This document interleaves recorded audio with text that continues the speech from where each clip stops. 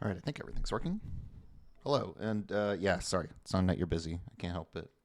I don't know your schedule.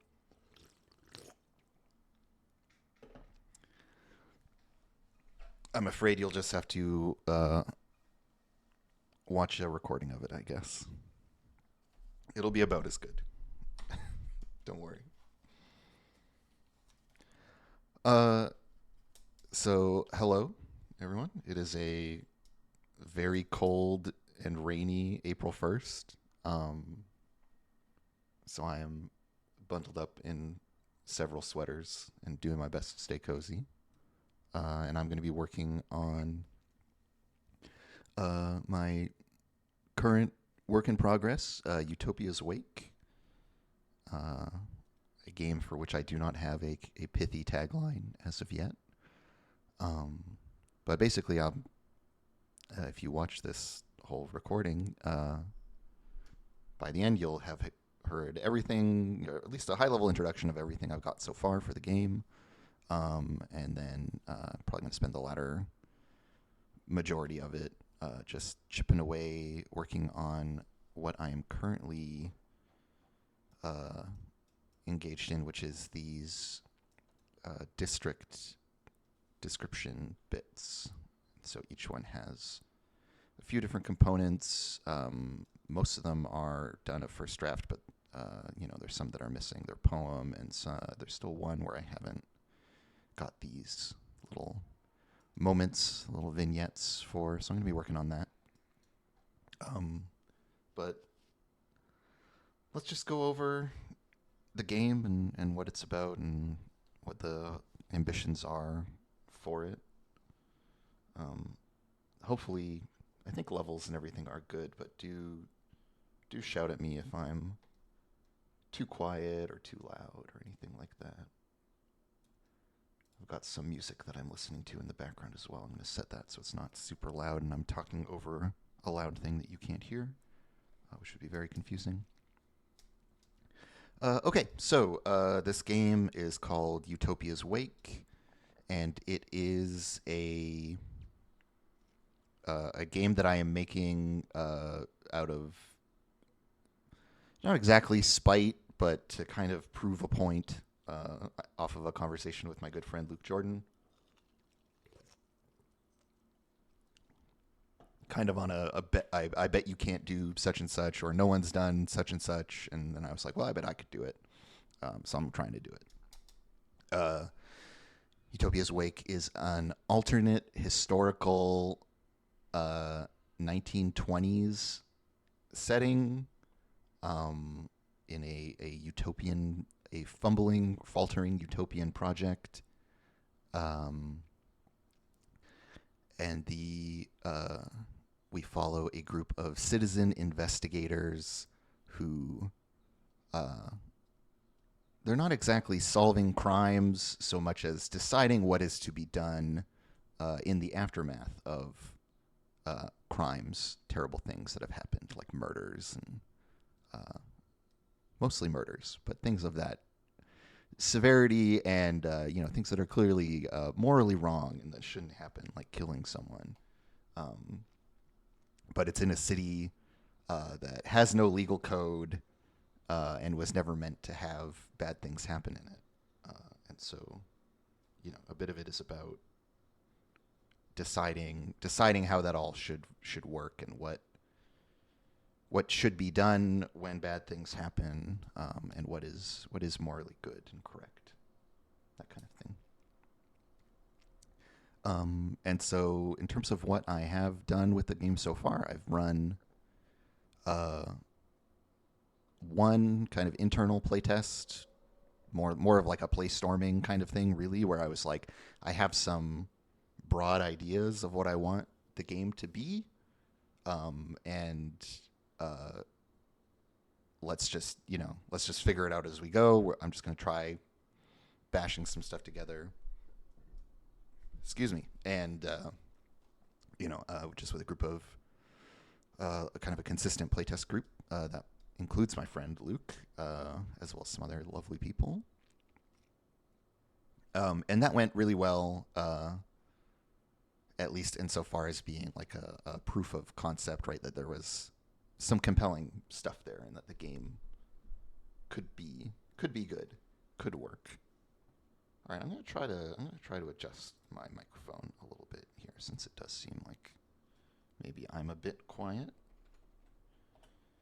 I know that Windows loves to arbitrarily adjust my microphone settings, so let's try that. Maybe even let's try this. Yeah, okay, that looks good, I think. And if I'm too loud, you can always turn me down. Um, yeah, so I went through a proof of concept, first playtest. It gave me enough confidence that the project was worth carrying on with. And so since then, I've been writing and developing some mechanical stuff, a lot of setting stuff, because the game is going to have a setting that it comes with. And then I've done some kind of smaller scale, like component playtesting, I guess you would call it, with this lovely group of people in the Playtest Zero community, which is like a bi-weekly playtesting group where people can just drop in, play, people's in testing projects, and also bring their own stuff. It's a very, very informal, very chill kind of thing, and you get like, kind of like an hour for your game in a given evening, and they try to cover as many games as they can, right? So you get like 2 or 3 1-hour blocks,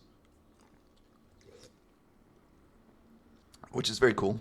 A very good and lovely thing. And if you're curious about that on any level, right, as a designer, or just like, I would just love to hang out and play weird stuff and chat with some nice people, I would definitely recommend looking it up. Again, that's Playtest Zero. And I think your best bet would be to probably like bother Aaron Lim on Blue Sky to get a Discord invite. I think there are maybe a couple other people who have permissions, but I don't know who they are. But it's a very cool and good community. London Station, if you know how to make that stop happening, that would be cool. I'm not using Chrome anymore, so maybe it won't happen again now that I'm off that. But clues as to why my computer is being haunted are always welcome. Yeah, so I'm kind of in this early floaty period of development and playtesting. I need to get in another kind of longer form substantial playtest to really start locking in a lot of the mechanical stuff. So there are a bunch of ideas that I have that are only kind of like semi proven out or semi developed. But mechanically, the game is using a bit of this, a bit of Dogs in the Vineyard, and a bit of Blades in the Dark. In an arrangement that I have been referring to as Fed to the Dogs design. It's kind of, like taking some broad ideas from Blades in the Dark, mostly some of the bigger structural things, right? About having like a shared central sheet thing, right? Like taking that idea of the crew sheet and playing with it, which is a thing I quite like. It's like a big shared character sheet-y kind of interface, I guess you would call it, for the game. What that looks like in this game is that there's a sheet for the case, and each case gets its own one, and it's kind of, my ambition for it is to have it physically, as an artifact, resemble the like warrant, the writ that the citizen investigators have, and so people can pick it up and wave it around, and it's kind of like a prop that sits at the table in a cute little way. But then also as a place for, as an artifact of play, it's where you're recording all the information about the case. It gives a little bit of structure to your kind of process of investigation. And then when that case is done, you retire that one and get a new sheet. And so you end up with kind of like a catalog of these case files for your, for your given run of the game, which I think is neat. So I'm going to try playing around with some stuff like that. The other thing that I'm would pick out as being an important draw from Blades is the way that so in the way that attributes work in Blades in the Dark, where if you have a dot in the actions under it, right, for each one that you have at least one dot in, that gives you a rating. There's like a derived rating thing.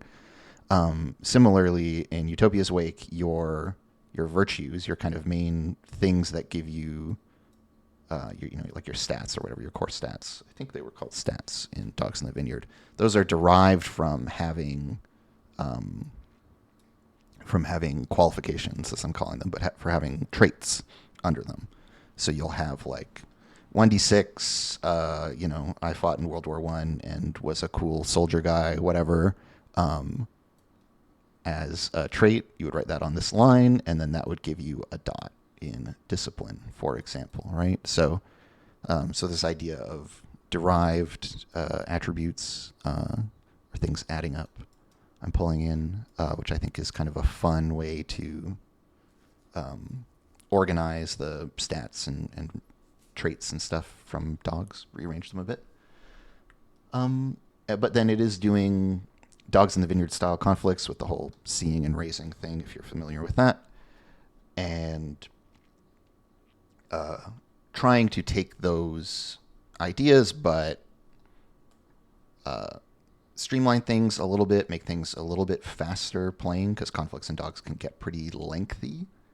So I'm trying to shorten that loop a little bit, and also really radically reimagining the idea of escalation and how that works mechanically, and kind of what the spirit and feeling of that is as well. So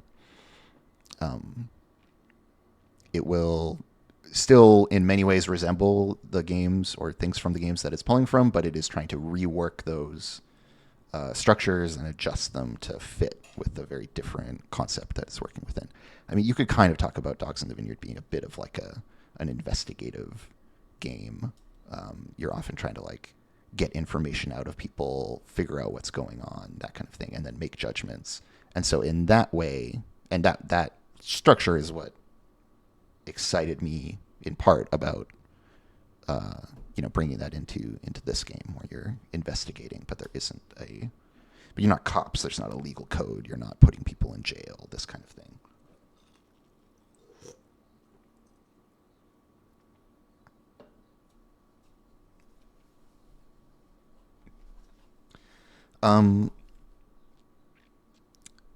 Yeah, so I guess that's a good enough introduction. There's a whole lot of setting shit that I've been developing and brainstorming as I was beginning, thinking about this game, getting my very first prototype down, and then through that first playstormy playtest run of the game, laying the track in front of the minecart as we go. But then, since then I've kept all that stuff and refined it and reworked it. I've written a bunch of introductory text and stuff like that. And so I'm going to try reading out a bunch of that out loud, which will be an exercise in humility for me with some of this writing maybe not working super well, especially not working well said out loud. But I'm going to go through it. I'll read it out loud to y'all. Talk about my thoughts and process a little bit with it, and eventually we'll get around to me writing stuff like this live, which will also be very painful and uncomfortable, but I'm gonna try doing it live and letting folks see kind of how I work through these things and stuff like that, in the hopes that that will be useful or instructive or inspiring or a cautionary tale for other designers. So this is my introduction as it stands, the first draft of it, and the idea is this would just be like the first thing you read in the book. So Utopia's Wake. Big title. Nice art on the cover. You open the book. In the 23rd year of the century of peace and reason, Utopia was assassinated. So it was that the Pantheon of Ten came to the city to mourn their child and lay claim to the corpse. In the years that followed, the city of Utopia has changed, and we, its people, have changed. The vision that was once so clear, so singular, has shattered and left us staring at a broken mirror. The body attacks itself, kills itself. The heart stutters, misses its rhythm. Every voice that speaks is too loud, ragged-edged and breaking. Utopia, the dead city that yet lives on. As Utopia died, so too did our highest virtues. The first murder in Utopia has fostered corruption, prejudice, more killings. Our efforts, once perfectly aligned, are now spent undoing our fellows' misdeeds. We cling to our dead virtues and build our city with their hollow bones. It is 1929, and we yet remain in this new, discordant utopia. These familiar streets now filled with strangers, with men we cannot trust. We must put our trust in gods instead. The Ten still stand vigil, mourning their beloved utopia. They shape the city, a sacred foundation for this great work, ongoing and unfinished. They call us out of our daily lives, untrained and ill-prepared. They ask us to judge what is true and decide what is wrong, to set right what their murdered child cannot. We live in their grief. We live in Utopia's wake. So, in theory, that is meant to get you acclimated to the tone, and at least get you thinking about the setting, excited about what that might mean, and eager to read more, etc. And so, yeah, there is a pantheon of gods, one of whom is already dead when the game begins. But the remaining 10 are referred to as the pantheon throughout the text. And these are they. So you've got the Thousand Hands. They are the dynamism and power of human labor, a great tangle of hands wielding ever-changing implements. And so, yeah, the way this is broken down, right, is there's like a description, kind of high level, one sentence, three things, three kind of domains, three ideas that are central, and then kind of like an imperative or a directive, something that the god wants to see happen for the city, essentially. And so, yeah, the kind of domain of this member of the pantheon is labor, crowds, and scale. And their goal, imperative, whatever we want to call this, is the city must grow. The people will work. They will build wonders. And one thing that is new to my process in this game is I'm thinking very early on about page spreads and treatments within the book and what I want them to look like. And so for these, I want them to be a set of 5 spreads, right? So 10 pages. 10 pages, one god on each page, full art with this text kind of framing like the top and bottom, in a way that's gonna look a little bit tarot cardish, like kind of in that kind of structure. But I would love for all 10 of them to have like dramatically different art styles, presentation, to appear to be different media, etc. Right? Like one's an oil painting, one's a sculpture, and on, right? Just have them be as aesthetically distinct from one another as possible, and to really show that they are like they're not a unified set, but this like really divergent collection of things.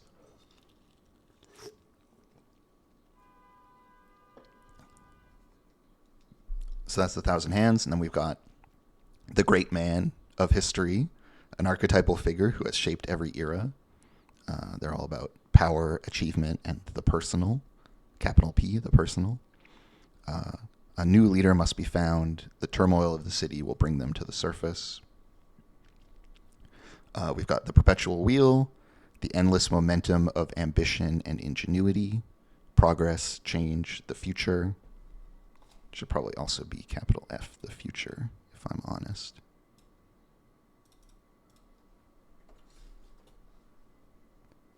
Right, the future as an idea. And then their thing is that the city must change, new ideas and new machines will finish what Utopia began. There's Mother Panacea, the land and its bounty made manifest, blessing those who tend and grow. So growth, temperance, fertility. Utopia must go to seed. Let it wilt, and in dying, spread itself to all corners of the world. We've got the manifold worm, insatiable, devouring, self-annihilating, and eternal. They represent hunger, rot, and entropy. Utopia must be folded back into the cycle, consume the corpse, then the city itself. The quantic rhizome, through which reality itself is calculated and rendered, where all data are known. Revelation, production of knowledge, and the truth. That should also be capital T, truth, but I'm just going to leave it for now. The city must be quarantined. Let not the pollution of the wider world spoil the experiment of Utopia. And then we've got the Graph Child, born from cuttings like a chrysanthemum, each day reborn anew. And they're all about youth, rejuvenation, and amalgamation. The city must be reborn, cast aside dead things, dead ideals. We've got the Clockwork Star, time and order, the great mechanism that ticks itself onward to oblivion. Cycles, systems, law. The disorder must stop. Murder and criminality will be brought to heel by perfect civic order. Then we've got the Seven Winds, the roiling sea, the thunderbolt, drowning the weak, shattering the past. Overthrow, revolution, annihilation. Utopia must be avenged. Drown the city and its people. The ruin shall be a monument. And lastly, the No Ways Bridge, a call to connection, an end to isolation, a great work, a monument. So they're about community, aspiration, and reunion. The city must unite in mourning, let it stand forever unfinished, a tombstone for Utopia. And so the goal with these is to keep them very lightweight and condensed, to leave a lot of room for interpretation at the table, and to have these operate as things that stake out a large kind of thematic claim, or they have there's some big ideas, but they're not really meant to be grounded at all or especially tangible. They're kind of kept at this remove a little bit deliberately, and the citizen investigators will bring cases before the Pantheon, but you don't really interact with them, certainly not directly. Anything that they have to say is all mediated, and they just decide stuff. You don't convince them of anything or affect them, right? They are gods. They are above human considerations or concerns, right? So there is this idea of keeping them very abstract and separate on purpose. And the game isn't really about the gods. The gods are there, and they set a lot of kind of tonality and aesthetics, but they are not meant to be a site of play in that same way that the political movements are, which are much more, these are more kind of the terrain on which the game is taking place, or at least ideologically. And so there are 6 political movements, and these are meant to both be unique to Utopia and also informed by stuff that was happening during the early 20th century, but twisted a little bit, reimagined, specific to the city and its situation, with there being, gods and all this other crap. And also by distinguishing them from just, like fascism or whatever, uh, they are flexible as sites of play. They aren't grounded in strictly in historical detail. You get to pull historical details into them, but you're not, people aren't going to feel wedded to, true factual events, insofar as, what such a thing exists. And so that's how these are written, or the intent kind of behind how they're written. And I also wanted to create, with this text overall, a feeling of,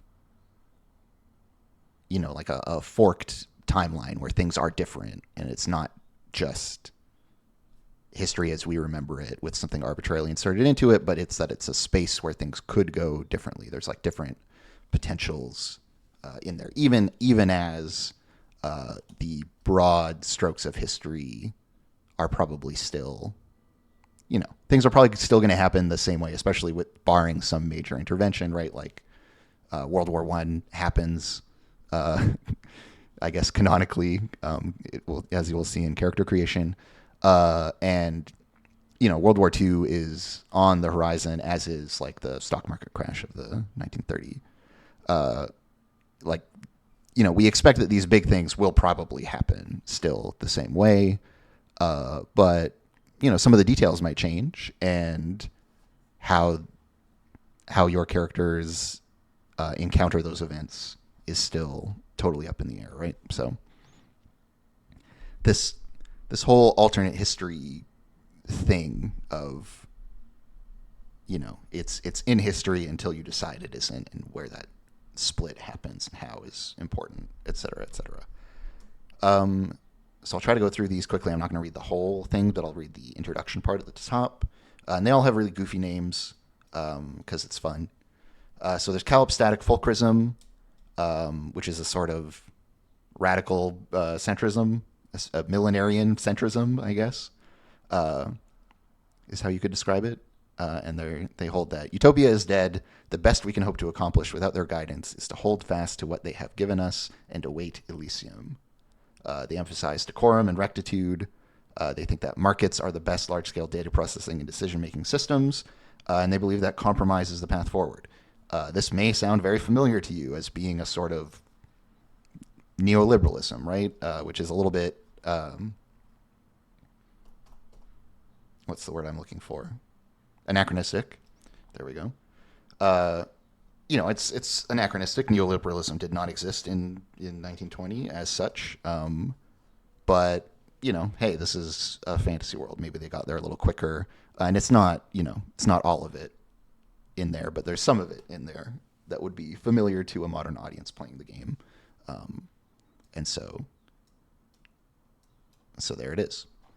We've got autochthonism, which holds that those who heard the divine call to Utopia are its true inheritors, and seeks the violent repression and expulsion of unworthy and degenerate others, forever embattled and under threat, and thus justified to take radical action. It emphasizes hierarchies, believes that authority belongs with the strong who are willing to use it, and that the way forward is a eugenic state. This is clearly fascism or some kind of like ethno-supremacist ideas, right, that are all too familiar to us, both from this period in history and today. Alas, that we go in these circles. But there are some critical differences here that I think are interesting, right? This idea that it's not about a racial hierarchy. It is about a sort of religious one in which, when the city of Utopia being founded, I haven't pulled this writing in, but I have some writing about it. Basically, this god is born, Utopia. It comes down out of the sky. It touches down in a place that used to be ocean, but an island rises up out of the Atlantic Ocean to meet Utopia as they descend from the sky. And as that is happening, people all over the world feel this kind of divine calling where they're like, I have to go to Utopia, even though they don't really know that that is what they are doing. And so there is this migration of people, um, and yeah, they're from all over the place. It's not, these people who have heard the divine call are not, they're not all white people or whatever.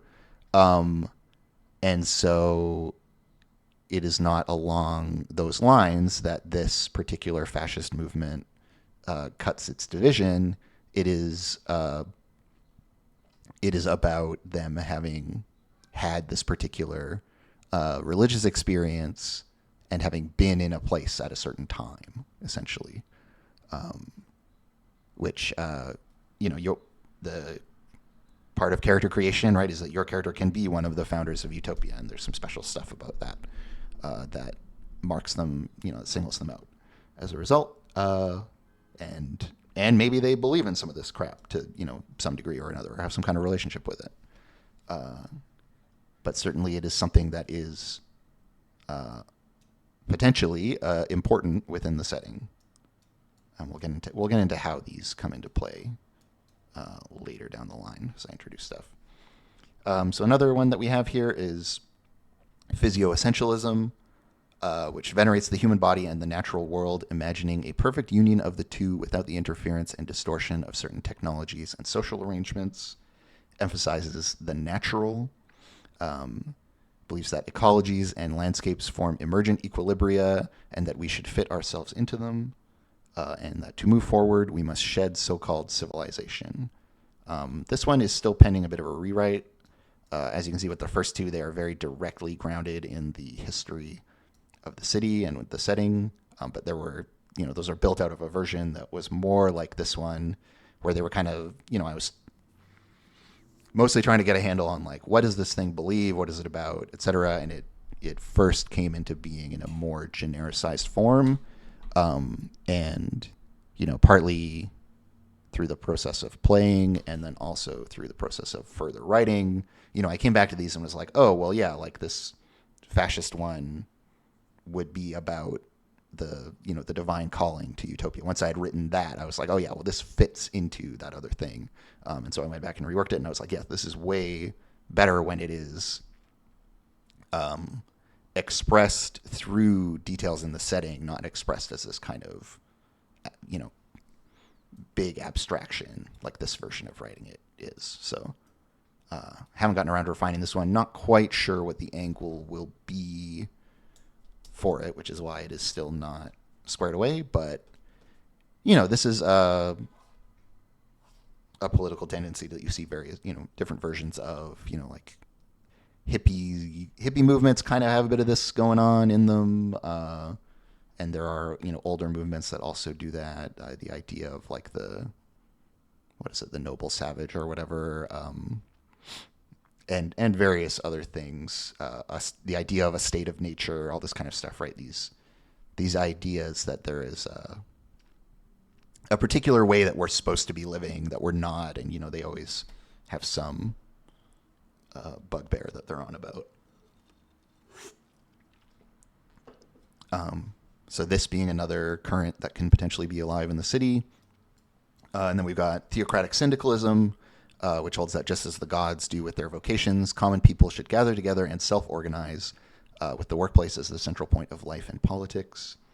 Emphasizes workers' autonomy and self-determination. Small collectives of workers and specialists are the best decision makers, and productivity and equality are the way forward. So this is a sort of a very industry-centric,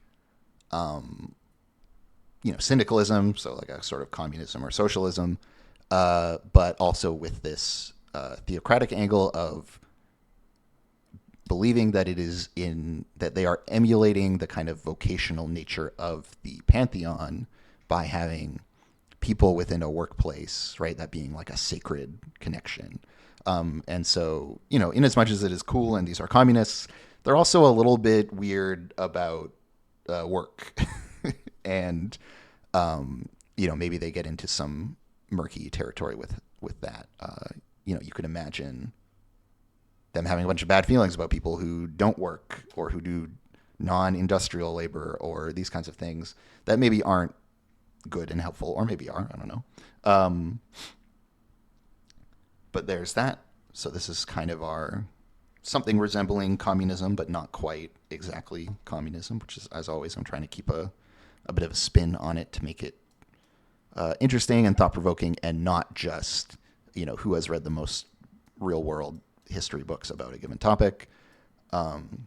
Next, we've got acratic fellowship, which believes that society is inhumanly large and power too centralized. Hold on. I have a rewrite of this I'm going to bring over to this document. So I like it much more. It's in here somewhere.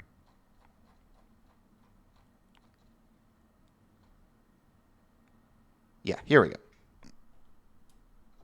Let me pull this in because I like this way more. This is, again, part of that process of rewrites, of getting them to be more grounded in the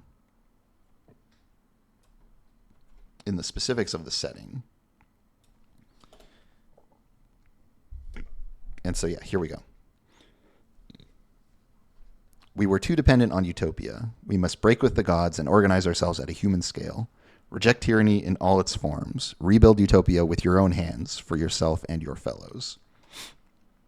So this is a sort of not exactly atheistic anarchism, but because the gods are like materially real, but believes that their rule should be rejected or scaled back, that their influence should not be direct. It should be at most indirect, or maybe not at all. Maybe it was better before the gods came down into the world. And so they emphasize community and mutualism. They believe that centralized power always leads to oppression and coercion, and that to move forward, we must decentralize power and reduce its scale. So they are similar to anarchists from history and believe some similar things, but again, are motivated by something that is like specific to the setting and a little bit weird. All right, now our last one here that we've got is benevolent polarism, who hold that the state should be a structuring force in people's lives, guided by the will of the people, administered by the enlightened, to the benefit of all. They emphasize process. Centralized authority can uplift the masses. Specialization and redistribution are the way forward. So this is sort of a democratic socialist project.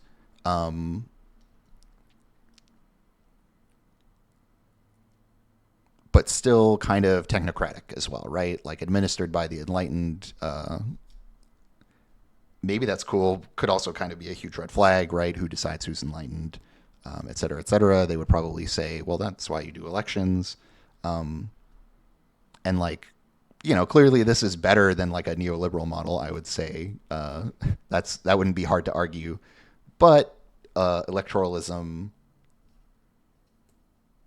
there are complicated questions of the details and specifics of such arrangements that need to get sorted out, or these things can turn bad very easily, right? So yeah, we've got kind of our political spectrum as described by these 6 ideological tendencies that exist within Utopia.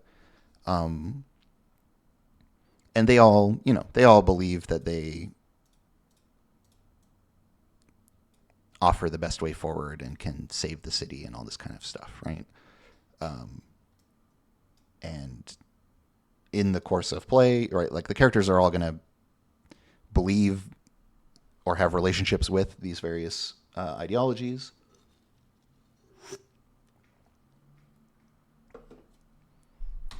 Yeah, this comment here from the chat, Marist, saying, like they're communists, but also believe everyone has a place and a role, and everything works best when they are in that place performing that role.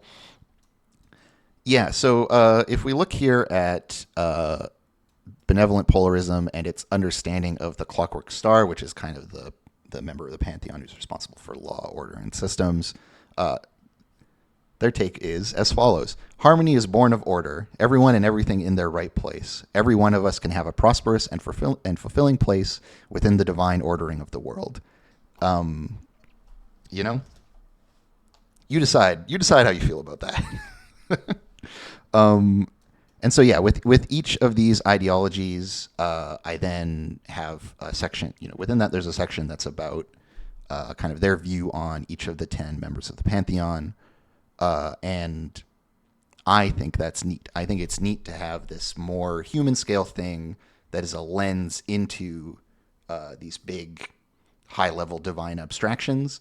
And that, for each of those 10 divine abstractions, there's 6 different versions of what it could mean, how you might leverage those ideas, and that, the spiritual gets enacted through the ideological here, not the other way around. Even though they're gods, they're not the ones deciding, how stuff happens. It's still people and their ideas and how they interpret those big forces through their ideas, which feels, I don't know, cool and interesting for play, especially in a role playing game where you're playing a character, right? And there are lots of these, and there are just too many. That's too much reading, and so I'm going to chill. Another little thing I wrote on the side, which I had a lot of fun doing, and I'm not sure what the exact function of this is, but it felt cool and important to have, is this idea of art movements within the setting. And so this is, now we're into the stuff that isn't directly load bearing or functional mechanically, but I think it's still cool to have. And so I've got this list of art movements, and I'll just read through them. And I think the format here is pretty apparent. So we've got folk materialism as an art movement. It is low status, crafts, emphasis on process.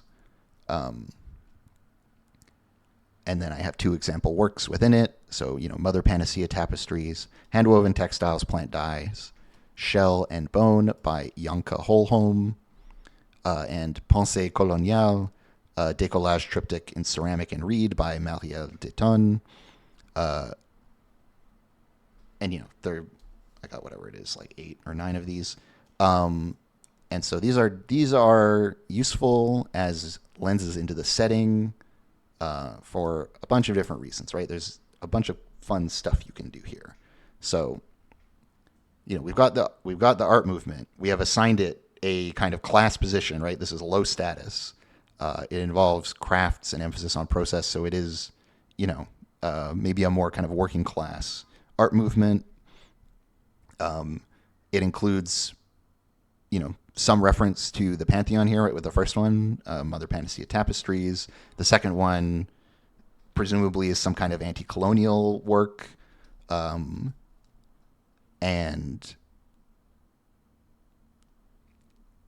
we talk about some materials.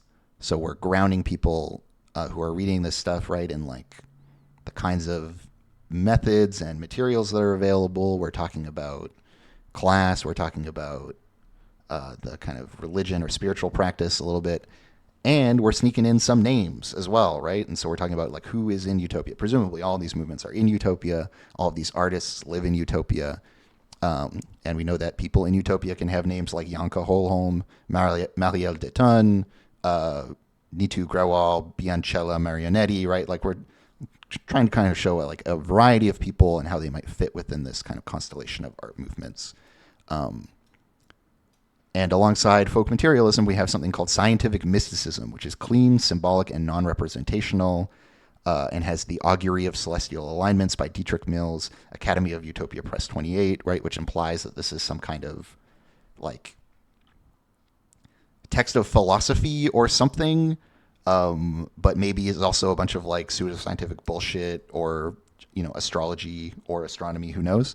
And that's all very much left open for people to interpret. Maybe Dietrich Mills comes up as a character and they're like, oh yeah, there's like a murder of an artist, or by an artist, or, some people talking about this in the background or whatever else. Maybe someone is listening to Aria 2 by Lubo Cherenesky on their gramophone when they go to visit them or something, right? These are just weird little tidbits of detail that people can pull in or that can inspire people and get them thinking, and that try to be as generative and expansive as possible, in part by being a little bit vague, but by borrowing real world structures, right? Like the text you would see on a gallery wall or that kind of thing, or written next to it in an art history textbook. Uh, and to also imply, with like scientific mysticism, alchemical cynicism, and street invocation, like leave some room for like, are these people doing magic? Like, is that happening? I don't have a strong opinion on that, but like, yeah, maybe. Why not, right? Why wouldn't it be possible to have someone do some street invocation, which is illegal, loud, and has an emphasis on spectacle? Maybe the Dupont mural defacement by Big Sula, as photographed by Henri Longtemps.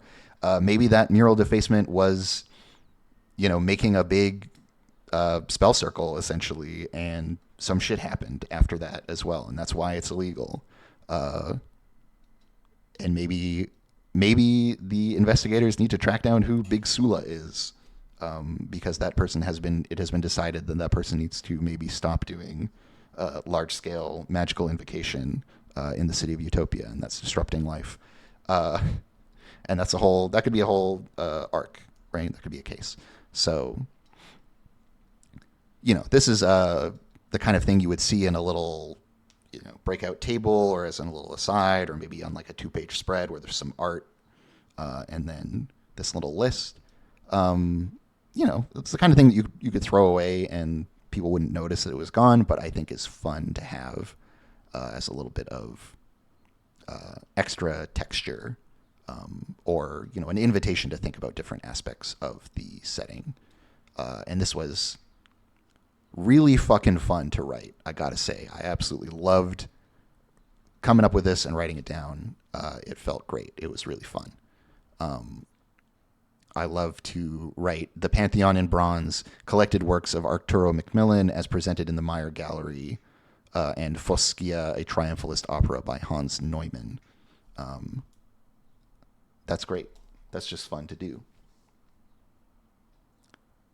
And yeah, right, like very open to interpretations of what the specifics are, but trying to still be very evocative with the language by referring to materials, getting people thinking about all this stuff. And it has a nice mix of like a whole bunch of elements compressed into a really tight space, right? The name of the piece, what materials it was made with, who made it, and then the art movement that it was made under, right? This is, it's not a lot of lines, but it's doing a lot of work.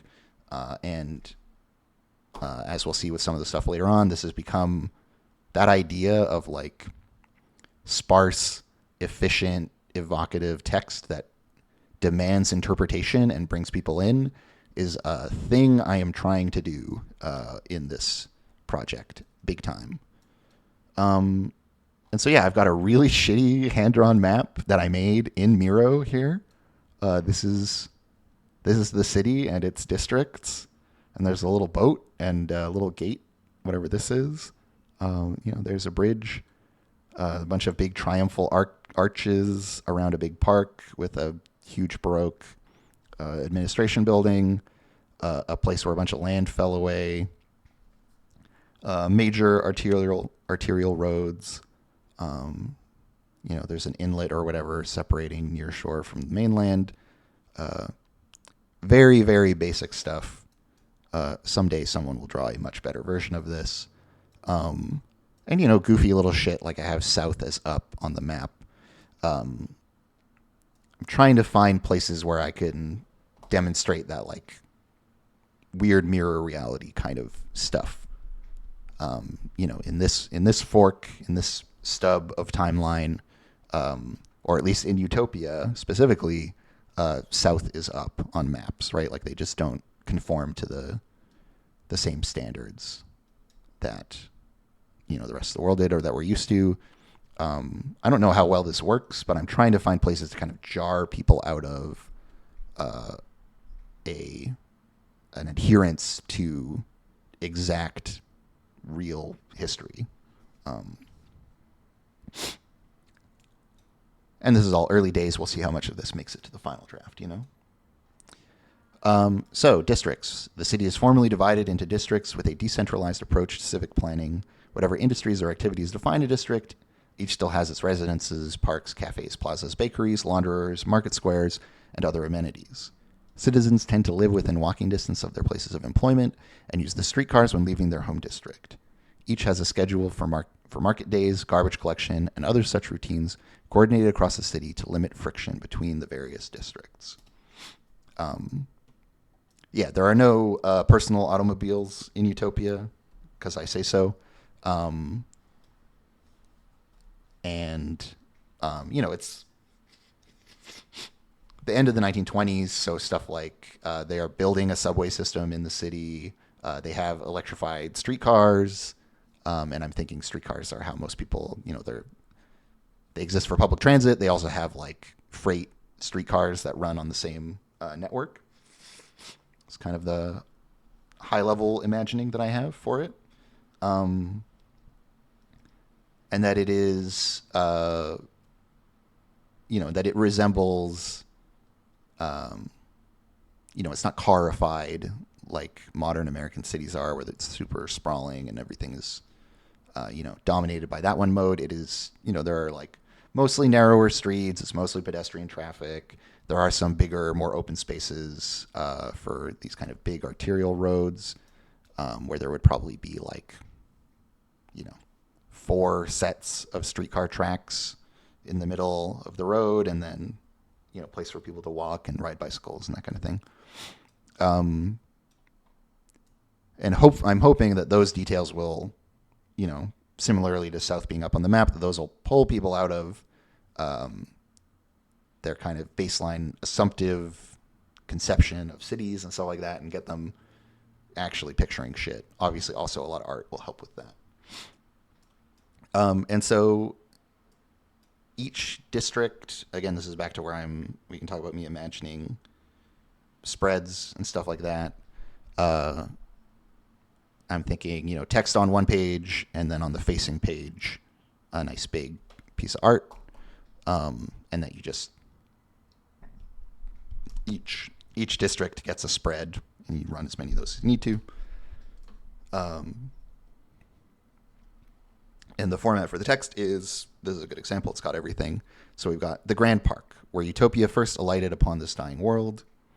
And then there's a poem, and the poem goes, "Through the glass so pale, your face is my own. Utopia, I weep, I weep."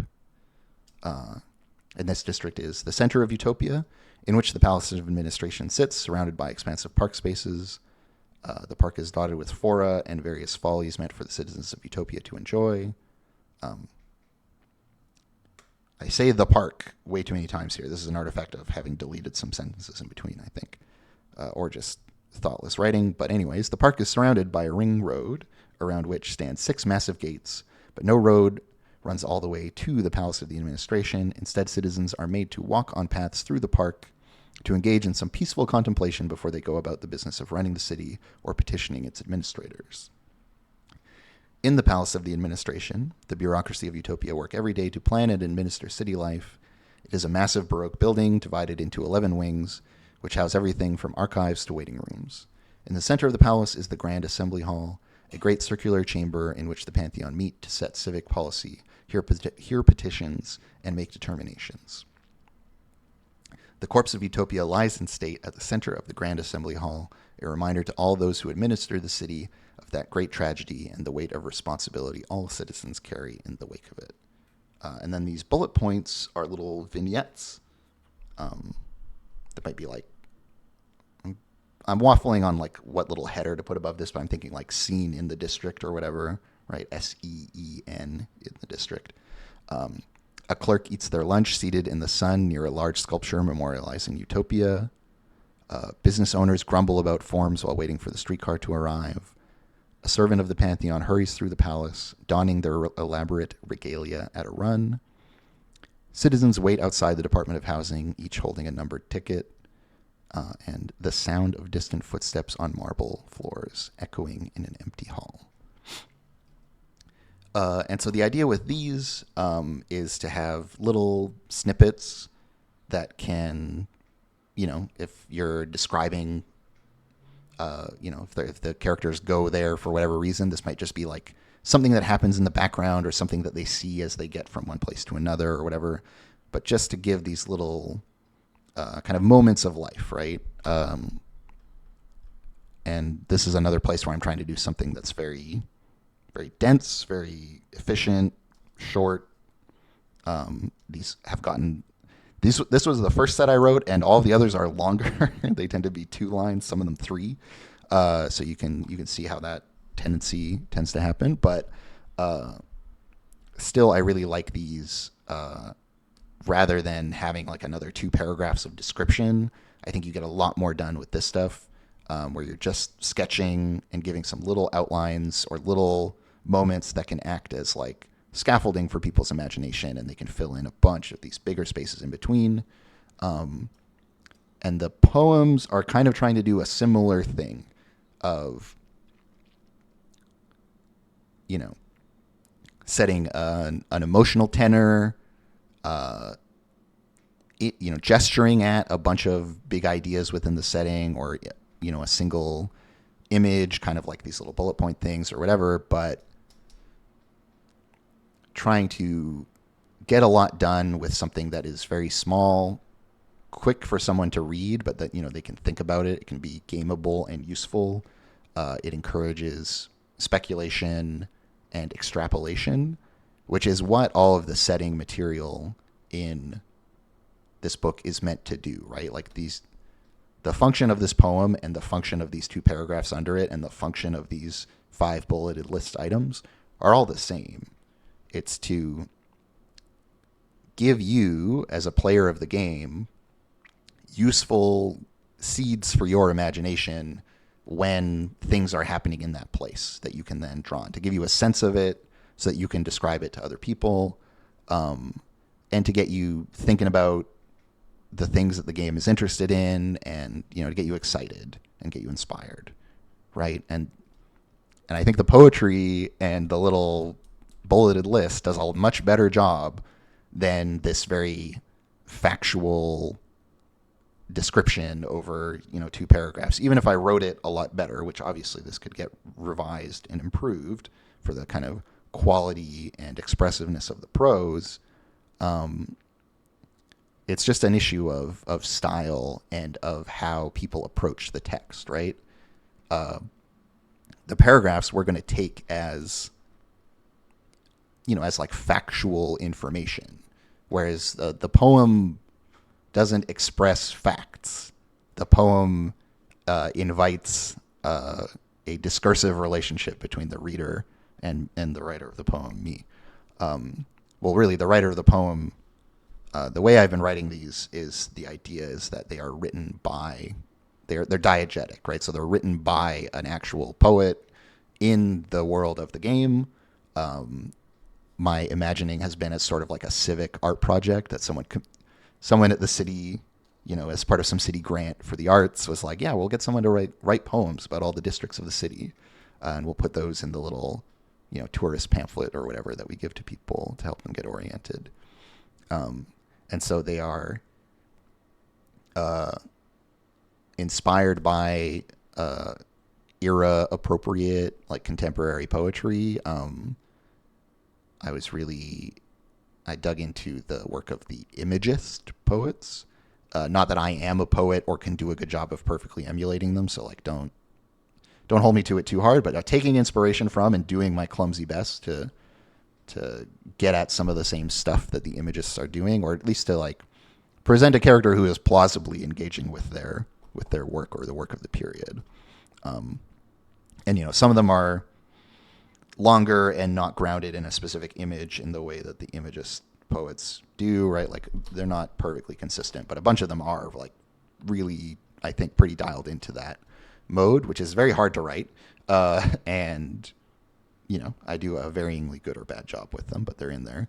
And I think they work pretty well for what this text is trying to do.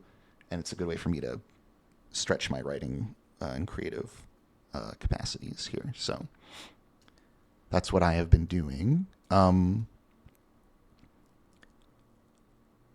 going to pause these for a bit because I'm going to come back and ultimately I'm going to be working on these. So I kind of want these to be the last thing that we really are talking about. Let's talk about mechanics. So, I've got my big. This is all like introductory text. This is all setting material or whatever. In terms of like functional game pieces, we've got my current character sheet prototype. It's very basic because this is stuff that is very much subject to change. I mean, all the writing is like first drafts too. It's not first, second drafts, whatever. It's all very early days. So, don't hold me to it. Don't expect to see this in the final product necessarily. But I've got my description of the cycle of play, right? So we are interested in a crime affecting specific people at the intersection of at least two ideologies, with a crime scene in which at least part of it took place, witnesses to the crime who must be interviewed, a network of corruption and justice that leads all the way up to the Pantheon. The investigators will use interviews and forensics to gather evidence and identify suspects. They begin forming a theory of the case. Once identified, observe and interrogate suspects, build a case file with sufficient evidence to prove their responsibility for the crime, demonstrating motive, means, and opportunity.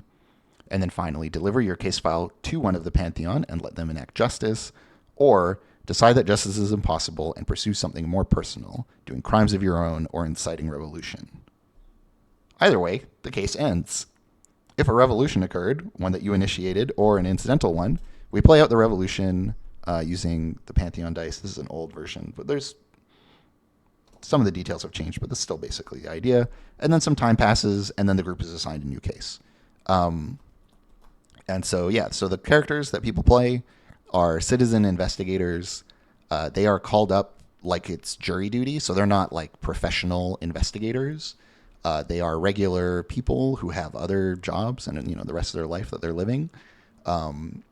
And then, sort of like jury duty selection or whatever, you're told like, hey, you're going to investigate some crimes.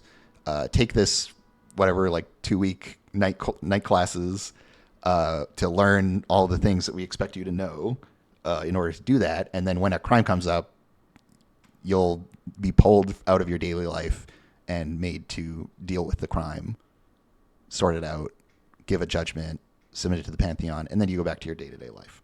So that's why it has this structure of like some time passing, all that kind of stuff is built into a little bit the structure of how the characters get brought in. And so the way that this plays out, I'll talk about character creation in a bit, but to stay on the kind of cycle of play stuff, interviews and forensics, those are using like a Dogs in the Vineyard style conflict system. And similarly, observing and interrogating suspects, all this kind of stuff. So there's an initial set of conflicts or challenges or whatever that the characters need to deal with for every case. And that is always, there's like a formula for how many witnesses there are, basically. And it always works out such that each of the players gets to have to take the lead on one of those actions. So someone has to do the forensics. So that's, they fill in that position, and then there's enough witnesses so that everyone else has a person to talk to where they're taking the lead. And the idea is that, if you take the lead on forensics, someone is taking notes for you while you're, doing the field autopsy and all that kind of stuff. And they get to there's a little bit of stuff that lets them pitch in, but you're leading the conflict. It's your stats, your traits, et cetera, that are getting rolled in. And the GM is, playing as the adversity there. And the interviews, similarly, right? Someone takes the lead. It's their stats and traits and stuff that matter. But for those conflicts, quote unquote, rather than working in the traditional model of Dogs in the Vineyard conflicts, where it's about the other side doing stuff to oppose you actively. Instead, they're a little softer, and every raise that the investigator is making They're asking a question, and I need to, as the GM, right? I put forward dice to match their dice, and I give them an answer. But their goal is to make me put forward to see their raises with more than 2 dice, right? To essentially to take Fallout, as it would be described in Dogs in the Vineyard.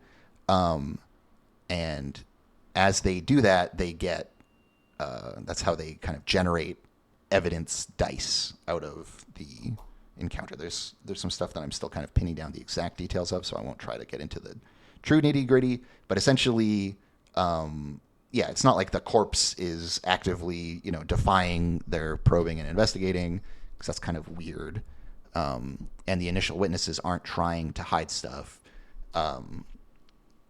because they're not going to be the people who are directly implicated, and do have something to hide. So it's about how much information they get out and how useful it is and this kind of stuff. It's a little bit of a softer start, right? So that's that first bit. And then based on that first round of doing the forensics and interviewing the kind of initial witnesses, we come away from that with at least one suspect that we can chase down.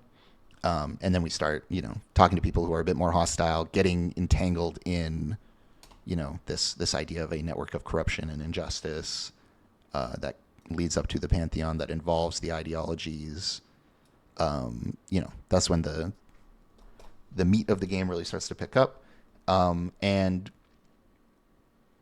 one thing that I'm trying to find good language to emphasize is that this isn't a game that's about like who done it. You're not trying to like solve the mystery. It's not a tidy package in that way. It's more about these, like a murder or whatever else as a moment of rupture, which brings forward a bunch of the really like messy, nasty, violent, and confrontational elements of the ideological turmoil and stuff that's going on in the city. And it's an excuse to talk to interesting people and, get entangled in and embroiled in a bunch of stuff. And so the tension isn't about figuring out who did it or what happened as such. It's about this characterological, thing about like the motivations of the characters who did the thing, and the bigger kind of structural and systemic things that put pressure on them to do it or that they are entangled in, etc. So, yeah, it's taking a very particular stance. We're more in the territory of noir, which is concerned with these ideas, of, I guess I'll just stick to my summary there, right, of corruption and injustice and how that stuff happens and what kinds of people end up doing it and what the reasons for them doing it are. Because ultimately, there's no legal code, so it's not like, murder isn't a crime. It is just something that is morally abhorrent, and if it happens, the city and its, and the gods and everything else demand that there be justice, and the characters need to go figure out what the hell justice means in that situation and what it might look like.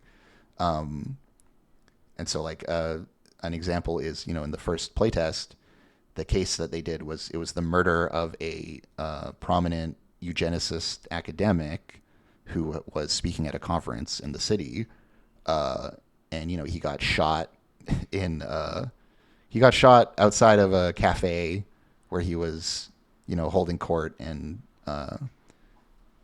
debating and whatever else with other shitty fascist people who shared his point of view. And the investigators pretty quickly found out who did it by talking to certain people, and they talked to the guy who did it and had a very fun and interesting conversation with him where they were kind of talking around it, and they were like, we're pretty sure he did it, but we're just going to talk to him and see what he has to say. And he ended up shooting that guy because he hated what the guy was saying, and because the guy was Portuguese and his wife was from a Portuguese colony, and it was just like it was very messy and personal motivations, um, that derived from the guy's ideological beliefs, but weren't, it wasn't so clean as like, oh yeah, like a communist killed the fascist for because he was a fascist. It's like, well, yeah, it was kind of because he was a fascist, and also it was just because of like all these various personal reasons, and also his own, you know, belligerent violence that he had learned throughout his life. Um, and so ultimately they were like, yeah, we think it's fine actually that you shot that guy. The thing that we're mad about and that we think is an injustice is that this guy was even brought to the city in the first place. And so they just went after the guy, this academic who was murdered. They went after his financial backers, who had organized the conference and, paid for him to come to the city and stuff, and got those people, this like industrialist. They were like, yeah, that industrialist isn't allowed to operate his like, you know, uh, essentially his sinister political think tank disguised as a charitable organization or whatever. They got rid of that, and that was what solving the murder, quote unquote, looked like for them. So, uh, the game is meant to be set up in this way where it can get to some weird places like that, and is runs in defiance of ideas of like a crime is a thing that violates a legal code, and instead is talking about like justice outside of that kind of thinking, which lets it be a lot more open ended. And then maybe even the thing you want is even more radical than that, and justice is therefore impossible, and so you just go do some vigilantism or decide that a political revolution is what needs to happen and start working towards that. And the game is meant to be capacious enough to accommodate all of that. So I was very long-winded. That's kind of what the game is trying to do, and vaguely how it gets there. Let's talk about character creation.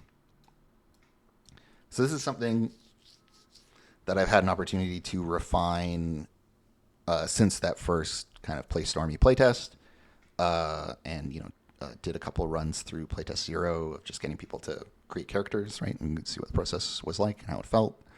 And so here's kind of the process as it stands. None of this is, this is all kind of note form working text type stuff, right? But we introduce the city and the era and all that kind of crap. A bunch of the things that we've already talked about. And then we start just asking some questions. So we say, how did you come to be in Utopia? It's the first question. And then we ask how they earn their living, right? So what they do for work or what their day-to-day looks like. We ask if they fought in World War I, which I am trying to find a way to reword this to be a bit more capacious, right? It's like, were you involved in, embroiled in, entangled in World War I, right? So like, did you go there to fight? Were you, did you live in the places where it was happening? Did you go and be a nurse or volunteer or whatever else, right? Like it's meant to be expansive of your involvement within that conflict. And so then we derive a bunch of stuff from the answers to those questions. So if you were born in Utopia, you get a qualification under fitness, you write down. If you were a founder of Utopia, you get a qualification under volition. The 4 stats are reason, discipline, volition, and fitness. I've got a description of those further down. If you fought in World War I, you write a 1d4 qualification under discipline to that effect. So D4s are bad in this game. And so, yeah, if you were involved in World War I, you have some kind of traumatic history there or some baggage that you're still carrying with you. But you do get an extra dot in discipline, so it's impossible to say if war is bad or not. And then, yeah, if you emigrated to Utopia recently, you write a 1d6 qualification under volition to that effect. So essentially, there's a split here, right, of like, you can be a founder of Utopia, you could be born in Utopia, you could have emigrated to Utopia, and then in parallel to that, you can have been embroiled in World War I or not. Cool. Then we ask, how do you earn your living? So they say just in plain language, what they do for a job or whatever else, right? Like what their day-to-day is. And cool. So yeah, if you're a worker, you get 46, 1d8, and 2d4 worth of qualifications, which is extra things to write in the lines under the stats there. If you are a business owner or an artist, you get 3d6, 2d8, 1d4. And if you're an academic or aristocrat, you get 1d6, 1d8, 2d10, and 1d4. So the vague idea here is that working people have a broader range of skills but are less specialized than, wealthier. As you get wealthier and have more access to education or advanced training, you get fewer dice but with bigger die values to indicate that you are more specialized, or that you have more specialized education or know less about a broad variety of things, because probably you have employed people to do those things for you or whatever. You haven't had to, put the whole of your life upon your own shoulders, the way that working class people have to. It's kind of the vague statement that is making. And so, then you write a qualification for each die. Each virtue must have at least one qualification assigned to it and be within plus or minus one of the others. Basically, just distribute them as evenly as possible across the 4 stats. And then you fill in one virtue dot per qualification written under the virtue. Cool, great. We introduce the ideologies, and then we say, does your character agree with the dominant ideology? The dominant ideology by default is always calypstatic fulcrism, this kind of radical, centrist, neoliberal paplum, right? Where we're just like, just don't change anything. We just got to hang on, and eventually everything will be cool. Don't rock the boat. That starts out as the dominant ideology in our little triangle here, and then we're going to have 2 insurgent ideologies that we figure out through character creation. But the way that comes through is at the characterological level, so everyone is going to have a relationship with the dominant ideology to start with, and you either agree with it or you don't. If it's something you identify with, you assign it a D8, and you write a tenet of that ideology that your character identifies with. And then you choose an ideology that your character is concerned about, and you write it in the second space under ideology, along with whatever it is about that ideology that troubles your character, assigning it 1d4. So you have a sort of dialectical ideology thing on your sheet, right? You have 2 ideologies that are in tension, one that you agree with, one you don't, and there's going to be some stuff that keys off of that mechanically. And so if you disagree with it, you say, cool, you write that down along with your main point of disagreement, you assign it 1d4, and then you choose an ideology that you think would be better for the city and write it in the first space, along with your reasoning why it would make the world better, assign it 1d8, right? So if you don't agree with it, you have something that you do agree with, that goes in the good spot. And then we introduce the Pantheon, and each player chooses 2 gods of the Pantheon that their character has a daily ritual of connection with, unless you are a founder of Eutopea, in which case you choose only one. Write their names under faith on your sheet, along with an outlook or belief that aligns with that god. This one I'm still trying to figure out the details of. I'm less, all of this is in flux, obviously, but I'm least certain of how this is going. And then depending on your character's origin, right? If you were born here, if you emigrated, if you were a founder, you have different dice that you assign. And also, if you were a founder, right, you only had one god that you write down. The other is the spirit of fallen Utopia, which you put in the second space, and you assign it either a 1d4 or 1d10 between the 2. So assign 1d4 to Utopia if you are haunted by their absence, or 1d10 if their memory gives you strength. Essentially, the idea is that the founders, who actually met and worked alongside Utopia to build the city, all that kind of stuff, they are in too deep. They are really, really attached to Utopia and the memory of them. And so they have this special, different arrangement, but they get that 1d4. They have a complicated or troublesome relationship either with Utopia and the memory thereof, or with the Pantheon, who they resent or can't quite get along with or whatever because of that over-investment in Utopia. And then we get some extra stat dice derived from the gods that we're into. And lastly, while in the field as an investigator, your character has the following possessions. These are always on your person or close at hand: a pen and notebook, a pair of shoes, a token of your faith, and a pocket-sized object. Write them under ephemera, each as a brief description, and assign these possessions dice. 1d6 is normal, 1d8 if it's big, 1d4 if it's crap, 2d6 if it is of excellent quality. You have some stuff. In dogs, this was what? It's a gun. Essentially, you have a gun, a Bible, holy water, and a horse and a coat, plus whatever other stuff you want to write. I've trimmed this down to just 4 things, but you always have them. And it's, a pen, a pair of shoes, a token of your faith, and a pocket-sized object. Pocket-sized object is like I have a nice lighter or a cigarette case or whatever, right? Just some little thing to fiddle with, because it's good for detectives to have a thing to fiddle with. Pen in the notebook, obviously, you got to take notes. A pair of shoes is for when you're running around doing foot chases, but it's also a class signifier, right? If you have good shoes, you have bad shoes. All of these are ways to, signify all kinds of things about your character, right? And that's really the secret main function of these things. Token of your faith is another good one for letting players make a big statement about their character's religious experience, their character's, perspective on religion, and also something about like the gods or whatever that it's associated with. And then the last bit here, right, having been chosen by random lottery to be called into service in the investigation of murder and crimes of corruption within the city of Eutopea, you attend the mandated training twice weekly over a period of 4 weeks. Name something you hope your character learned or accomplished during this period of training.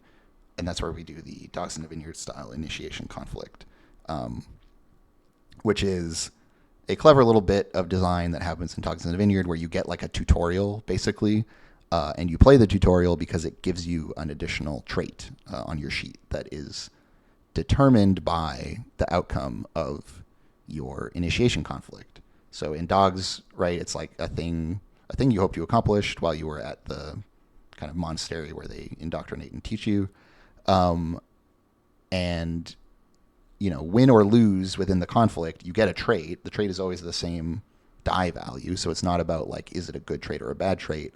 But the details of the trait are informed by whether or not you won or lost your conflict and the stakes of it. So it does a good job of introducing the idea of choosing and setting stakes, which is really important for conflicts in Dogs in the Vineyard.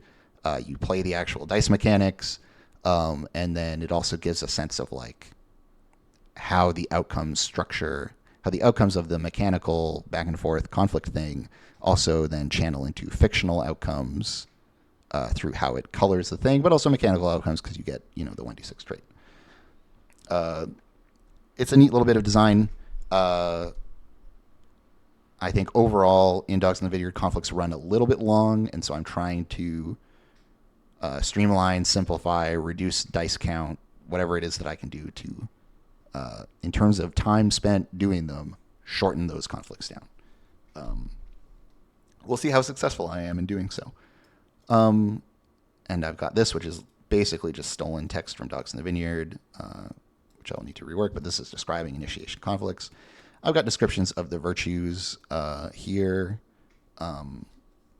This bit at the top is very, very baseline of just like, there's stats. You get d6s that you roll based on them. Very familiar stuff for anyone who's played role-playing games of this type. Let's talk about the virtues specifically. So reason, this represents a character's ability to reason, analyze information, make connections, and theorize. In the Pantheon, it is associated with the Quantic Rhizome and the Clockwork Star and the Great Man. Investigators rely on their reason to conduct witness interviews and forensically examine the scene of a crime. Reason is the domain of philosophers, civil servants, and the curious. So they're all written in a similar formula. I'm going to read through all of them, and then I'll talk about this a little bit.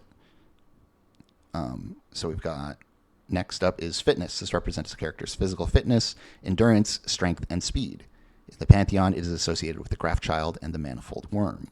Investigators rely on their fitness during surveillance and pursuit of suspects. It is the domain of laborers, athletes, and dancers. Discipline. This represents a character's discipline, the triumph of the mind over the body's weakness.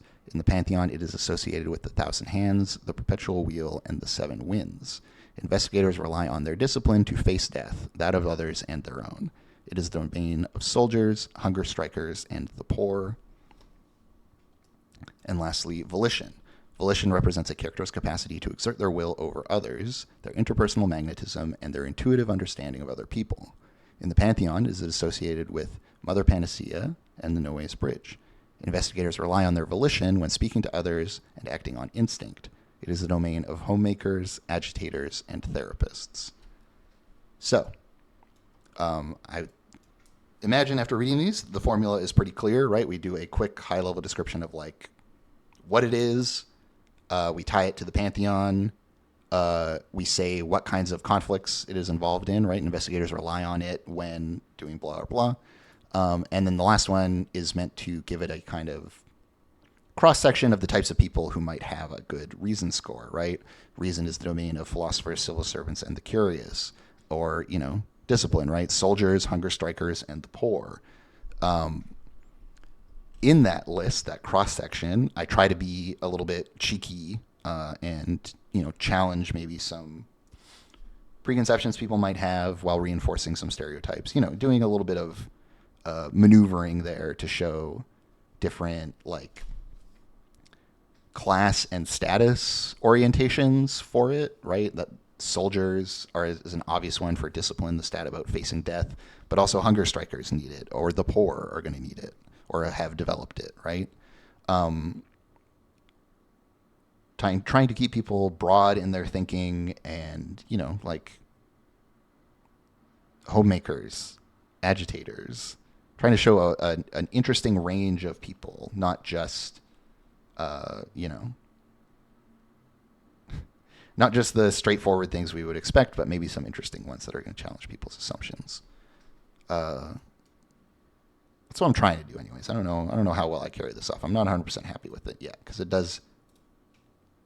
The formula is so tight that they feel a little bit samey, and I don't know if that actually works well or not. And then I've got some example qualifications here. It's a big list. I'll just read some. The obvious one, right? I have an eye for detail. Always a good first thing for an investigator, right? It's just like that's mostly going to be relevant to most of the things they're doing, and just makes sense. I always know how to deliver bad news. A D4 trait, I always find trouble. Or another D4 trait, I see omens everywhere. This was one thing that I got some feedback about, was like, make sure we show a range, right? Have some good traits, some bad traits. And also, this as an example set, the reason this list is so long, I haven't cut anything from it yet, and I probably will need to do some cuts at some point. But just trying to get as much crap in here as I could, and to think as broadly as I could, and to offer up as many different examples, counterfactuals, these kinds of things as I could. And, some that are specific to some of the questions people will be asked, right? Like they have to do a 1d4 trait about being in World War I. So I fought at Ypres. I still hear the guns of Flanders fields. I can sleep anywhere. These kinds of things, right? That you could pick up in that kind of environment. And also, again, trying to show a broad cross-section of people, right? I've birthed and raised 3 children. I know how to press people. I've been traveling all my life. I'm a clerk at the Central Archives, City Planning Department, shopping center, whatever. I keep meticulous notes. I've never left Utopia. I trained at the Sorbonne. I'm a journeyman mason, carpenter, brewer, machinist, etc. Right? Like just trying to be very expansive. I don't think this whole list, or even a list of this length, would make it into the final cut of the game. But for now, at least, I'm doing this. I think the way to do it would probably be to spread a lot of these examples around the text. So it's not, you don't see all of this in one big chunk, but like, there's probably a place where you get a pretty significant chunk of it, and then other ones are coming up in example text elsewhere. And so that if you read the whole book, you're going to come away with a list about this big of example qualifications, but they're not all just in one big monolithic list. I think that's going to be more palatable to people. Because it all just, your eyes glaze over. It just starts to be a fog in your mind if you try to read down this huge list. Even as I could see it being kind of useful as a reference, where you just like skim down until you see one that catches your eye, and you're like, oh yeah, I'm going to steal that for my character. But people have this stubborn insistence of making up their own shits, right? So it's not really that useful to have something for people to pull from directly. I think a lot of players balk at that, even as it, I think, is a good and useful and totally sensible thing to do, to just put something down, right? And then how you play it matters so much more than the specific text of it in a lot of cases. So that's a quick overview of character creation, right? Like, having gone through that whole process, you're going to end up with a whole bunch of stuff filled in these qualifications here. You're going to have 2 ideologies on your sheet, 2 faith, 2 members of the pantheon on your sheet. You're going to have 4 items in your little ephemera section. You don't start play with any exceptions or perversions. These are a fancy thing that I might talk about later, but might just not get into because it's still percolating. But this is basically where like supernatural shit is going to come in. And I've got some ideas about how these work, but I have not refined them yet. And that it continues this trend of kind of tension, or things in tension. That every exception, every like supernatural power that you get comes with a perversion, which is some kind of weird attribute that you gain, and that makes you abnormal, weird, not like other people. Alienated is probably the best way to describe it. So that's the overview of everything. We can come back to districts now, which is the thing I've been working on lately. Most of these are kind of at a like completed first draft stage, but I mean, all of them need revisions. Some of them I haven't written the full 2 paragraphs of the description. Some of them are missing the poem, and I think only Harbor Heights is like fully missing the list of vignettes, but there are a couple of little dangling incomplete vignettes. I want to have 5 for every one of them, and I think, 2 of them. These 2 are missing 1. This one doesn't have any.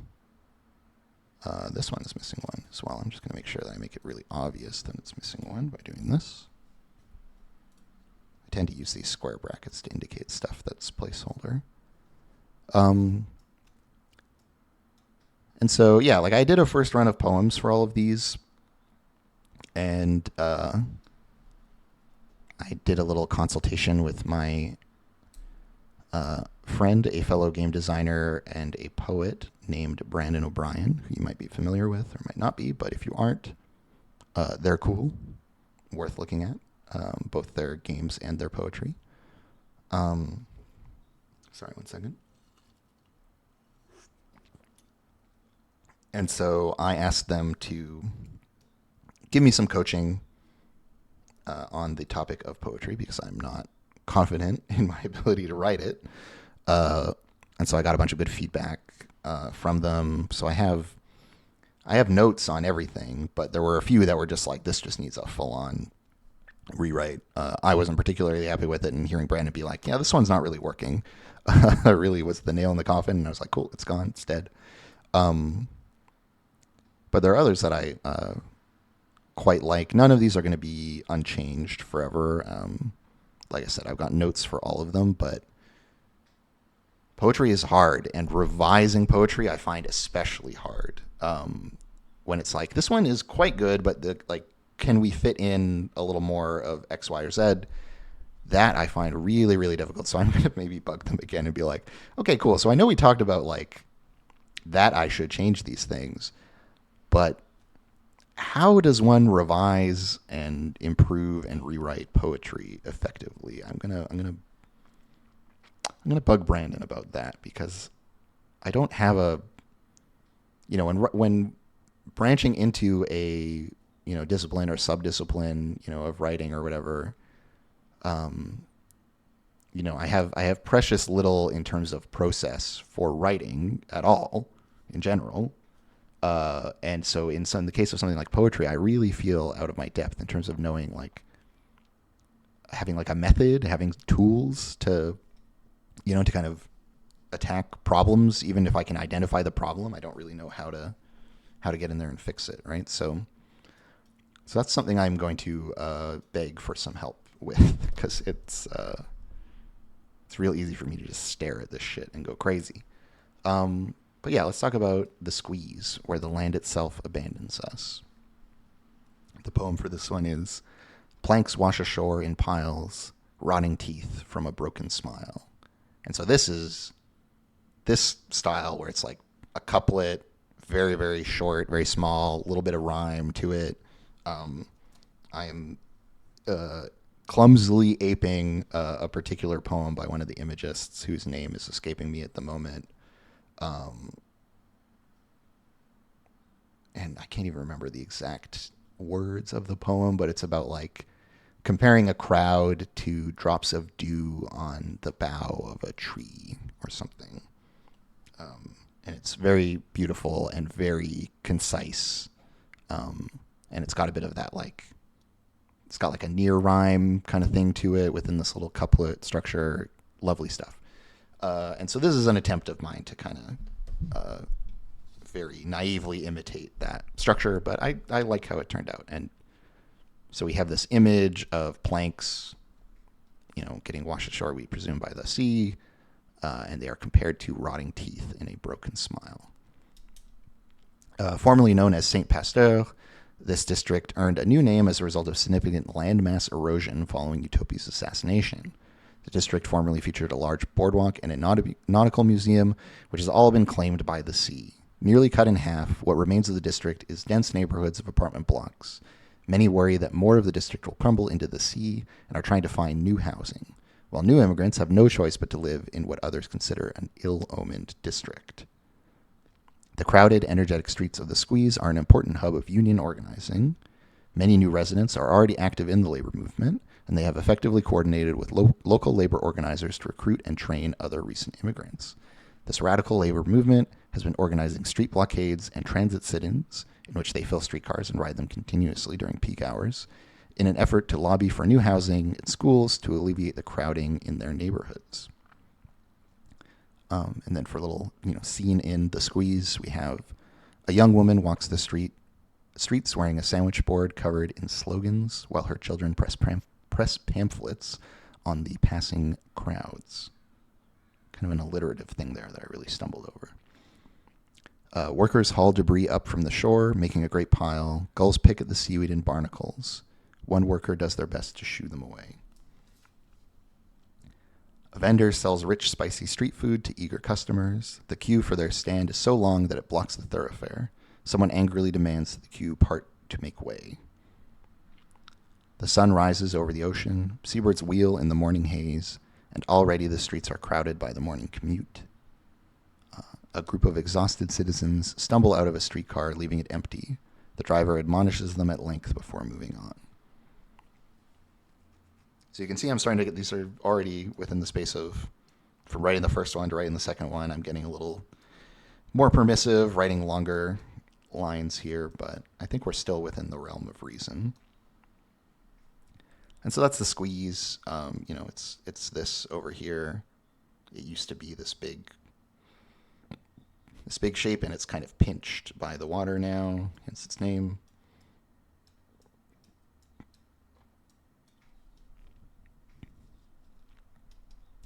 And then we've got near shore, where nature's beauty entwines us. Great start. Okay, let me try that again. Trees in the hill grow twisted, turning, twining round, they touch and join. They are one tree.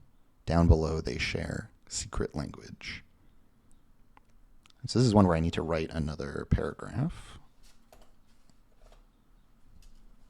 Because the first pass, basically, the reason some of them are like this is the first pass I did through them, these were meant to just be one paragraph, and I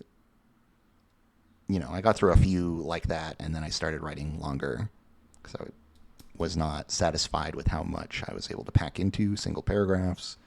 And so I've opted for this 2-paragraph kind of limit that I'm imposing on myself. We'll see what an editor thinks of that. Maybe it'll end up going back down to 1 in the end. But at least this gives me more space to write stuff down, and I can trim it down and edit it down later. So what was previously an isolated retreat for quiet contemplation has been claimed by the emerging wealthy elite of Utopia.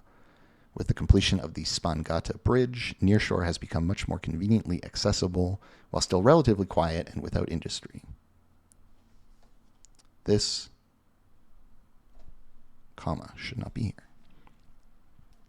It has effectively become the city's first suburban satellite.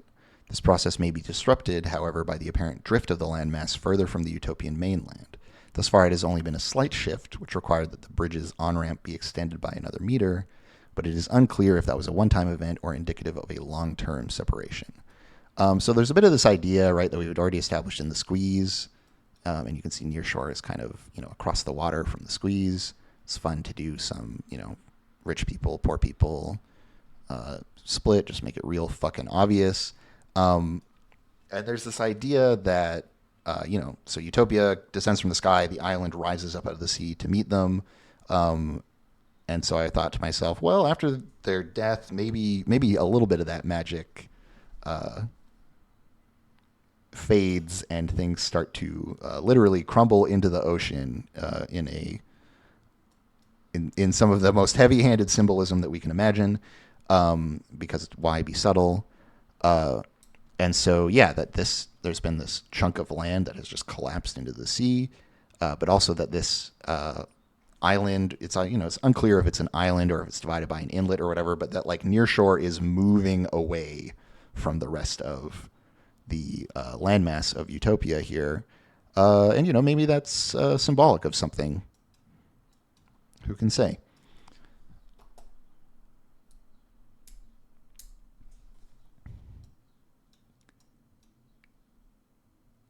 And then, so I hadn't read all this stuff yet. I should get back to it.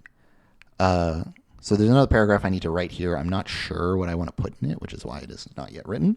But let's go through these little vignettes, and maybe that'll give us some clues of what would fit in there. So, someone plays a meandering tune while reclining against a tree.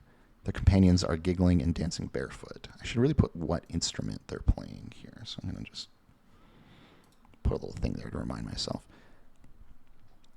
Gardeners maintain the hedgerow shielding a large manor house, while cleaners hurry down the boulevard to their next client. A group of surveyors take measurements at the foot of the Spongata Bridge. One nods and takes notes as a resident enumerates their anxieties. A dirt path winds down a hillside to the beach. A distant nude figure runs into the surf and shrieks with delight. Trees rustle and bend in the sea breeze. A few leaves twirl and cartwheel past. Murmured conversation is carried on the wind, clearly audible. So, the poem is kind of implying this, and, some of these vignette entries also hammer on this. So maybe this is what I need to put in this second paragraph. But I like the idea that there's like a sort of like hippie back to the land thing happening in this place, simultaneous to it becoming a sort of, gated community, wealthy enclave thing where people have big manor houses, with gates and fences. And so that can be a good, I'm liking this more and more as I'm saying it.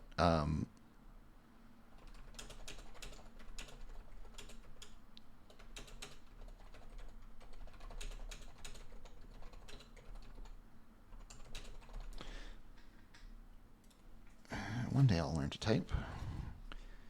So these having some kind of, and I think in my Google Doc I've got like a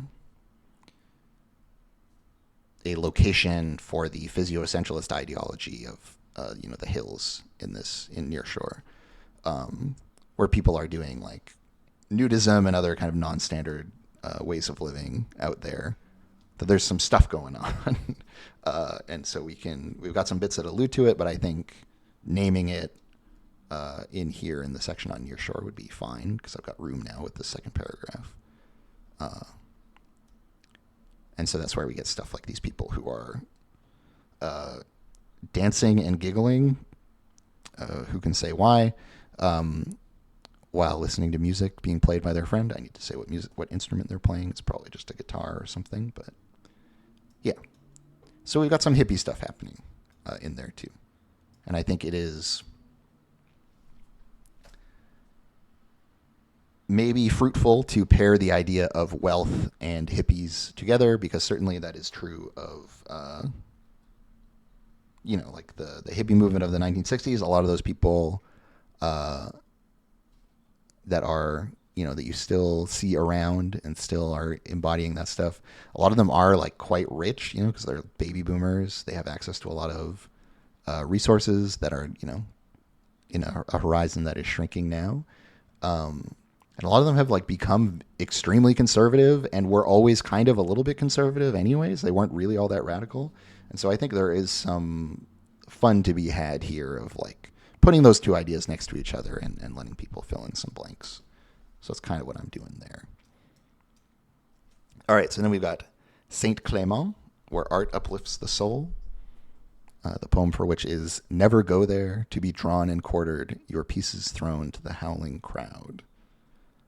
And let me double check because I think I wrote another paragraph here already. Where are my districts? Saint Clément. Here we go. Yeah, I have another paragraph. All right, nearshore is still the same. That's right. I was talking about venues and whatnot. All right, well, let's just copy this whole thing in case I'm... It's very annoying to do version control stuff, and so I will try to spare myself as much of that as I can, but clearly there are gaps. All right, so comprising the southern hillside overlooking the Squeeze, Saint-Clément is a district defined by intellectual pursuits and the arts. The galleries along Coppeveen display the works of avant-garde artists, pushing the artistic mainstream to strange new places. The offices of Le Défi, Rising Tides, and the Utopian are all in Saint-Clément, as well as those of countless smaller magazines and pamphleteers. Though many artists shun the district and its cafes, those who wish to associate themselves with good taste and the arts come to see and be seen there. The major venues of Saint-Clément run steady schedules of orchestral music, stage plays, and operas, all publicly funded. In cafes and nightclubs, caricaturists and comedians perform for eager audiences looking to unwind. As the shows end and the streets fill with smiling crowds, street performers and food vendors can be heard over the chattering din. Right, so this is a place where there's lots of nightlife and cultural venues and this kind of stuff, as well as like newspapers, magazines, that kind of thing. And so it has a certain cachet amongst intellectuals and elites. It's the vibe. And so for our vignettes here, we've got a beautifully dressed curator welcomes someone into their gallery. Inside, paintings hang starkly contrasted by the sterile white walls. A worker sweeps a flyer into their dustpan and returns to their cart, which they push noisily down the cobbled street. A couple passes in the other direction, arm in arm. The streetlights glow brightly over a busy thoroughfare. A pair of street performers are juggling rings over the heads of the crowd. Customers in a cafe's street-side patio read newspapers, their faces all obscured by the shuffling papers, while coffee cools in small cups on their tables. At a stage door beside a food cart, a harried musician drops their instrument. All heads turn as the crash rings out. They watch as the musician hurries inside. I don't know how I feel about harried musician here. I don't think it quite conveys what I'm trying to get, which is them being like, tired from the previous night's performance or whatever, and then showing up to their day job at the opera. Like they're moonlighting in jazz clubs in another district or something like that. So that I will flag for a rewrite here, and we'll keep moving.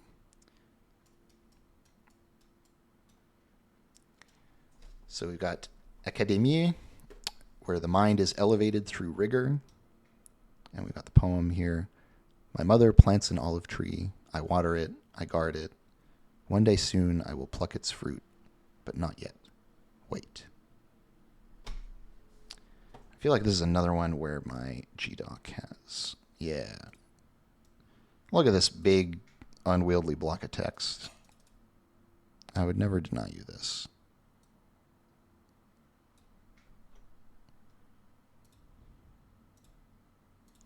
At least not intentionally.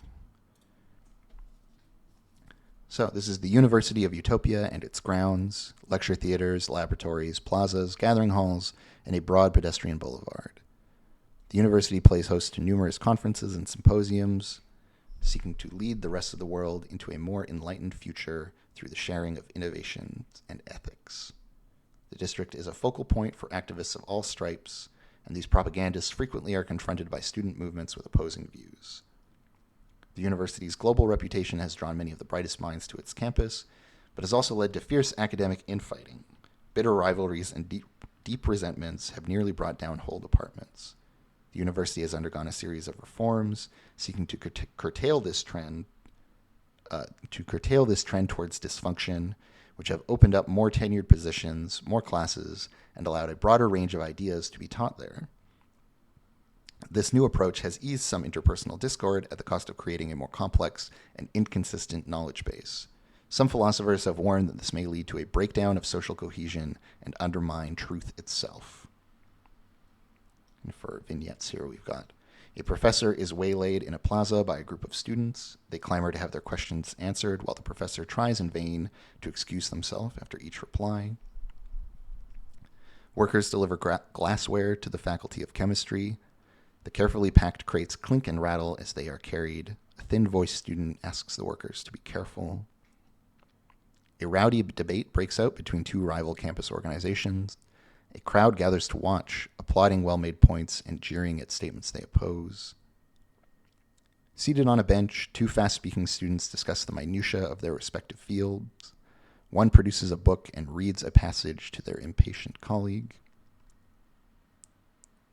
As the sun sets, the manager of a cafe brings in their sandwich board and closes the patio doors. Their last customers linger outside. One lights their companion's cigarette. And so, yeah, with these little vignettes, I'm just trying to create, I want them to be evocative in that, people picture them in their mind or get a clear sense of, an image, whether that's a smell, a sound, whatever, right? Like something sticks with them. And then that hopefully, at the table, if they're describing these, they can read this language directly and it'll hit, or they can, interpolate it in their own words. And that'll still be, there'll be enough there to inspire them to deliver something good. My test. This is an RPG that I am working on, building from scratch. So this is my little workspace. So I've got a whole bunch of background stuff, and then these are the districts of the made-up city that I'm going through. I'm going to do a review of everything I've written so far, and then I am going to do a bit of filling in of gaps, because not all of these have all the components that they are meant to. So just to give you a sense of what's going on. And so here we're on to Nelsonborg, where the commerce of the world comes to Utopia. This one, Missing a Poem, it had a really, it had some very empty poetry. That was neither evocative of any particular image, nor was it, tied to the setting in an interesting way or anything like that. It was just really flat. So this one's getting a full rewrite at some point. I don't think I'm going to tackle poetry today, though, because poetry is hard. But this is the Port District. Hold on, Nelsonborg. You are also missing your paragraph. Let's fix that. Am I? Oh, no, I guess this was just... Well, there were a few words more. And some edits. A large industrial port and its attendant warehouses dominate the district. Utopia's port is one of the world's largest and most sophisticated shipping terminals, with berths large enough to accommodate massive passenger liners and cargo ships alike. Cranes swing overhead, and teams of stevedores work around the clock to bring the trade of the world to Utopia's shores. There is constant movement of streetcars and hand trucks as goods are allocated and moved throughout the city from within the great rows of warehouses that line the district. Utopia has become a popular stop for many passenger ships as well. I think that's a leftover bit. It's kind of framing as if this is versus cargo or something else. Let's flag that for a rewrite.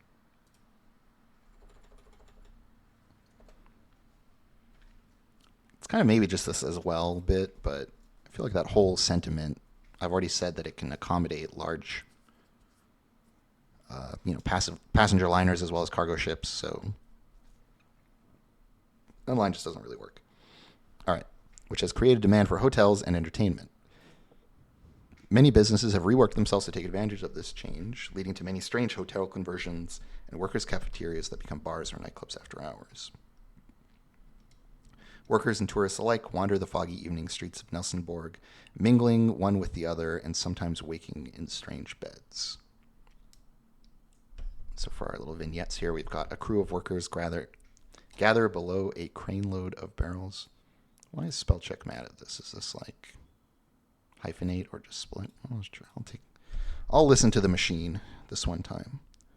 A crew of workers gather below a crane load of barrels held in a large rope net. They wave to the crane operator, guiding the load to rest on the pier. Streetcars stacked with cargo rumble down narrow alleys. Workers press themselves to the walls of buildings, making way while the streetcars pass. Workers of the night shift gather in eateries while other workers arrive by streetcar for the day shift. A few exchange greetings, but most have their heads down. A group of tourists linger in the street outside their hotel, maps in hand, clearly struggling to orient themselves to the city. They hail a nearby worker for directions, receiving only a grunt in reply. Two figures hold each other close as they vanish into the evening fog. Their disembodied laughter carries eerily through the mist. Starting to get a little bit tongue-tied. Maybe I've been reading out loud too much. So, yeah, there's that one line in the middle there that I'm not super happy with, but otherwise this is like fine and functional. I think none of these are... No, I'm not mad about any of this. It's fine for a first draft. So Harbor Heights not having any vignettes at all. Is this the full text? It looks like it is, but yeah. That's the whole text. All right, so Harbor Heights, where stone and steel are given grace. And our poem reads, cars on the hill, round they dance, a fleeting touch of calloused hands. So this district overlooks the harbor and port of Eutopea. The flow of the streets is disrupted somewhat in this district by the steep rise from which it gets its name. The rise is shored up with masonry in places, with stairwells cutting back and forth, climbing up the steep hillsides. In an effort to ease travel in the district, a pair of funiculars have been built. These ingenious cable cars use the wastewater flowing down to the harbor to supplement the power of their steam engines. Harbor Heights is home to many masons and steelworkers, so that they might live nearby to their great works in the Temple District and the port. Many of the apartments in the district are proudly embellished with elaborate stone and metal works by their residents. Both trades also have their union halls in the district, which stand as temples in their own right, honoring their vocation. I think I should say their respective vocations here to make it a little bit clearer. And there's some clumsiness in this first paragraph, right? So the district overlooks the harbor and the port of Eutopea. Cool. That I'm fine with.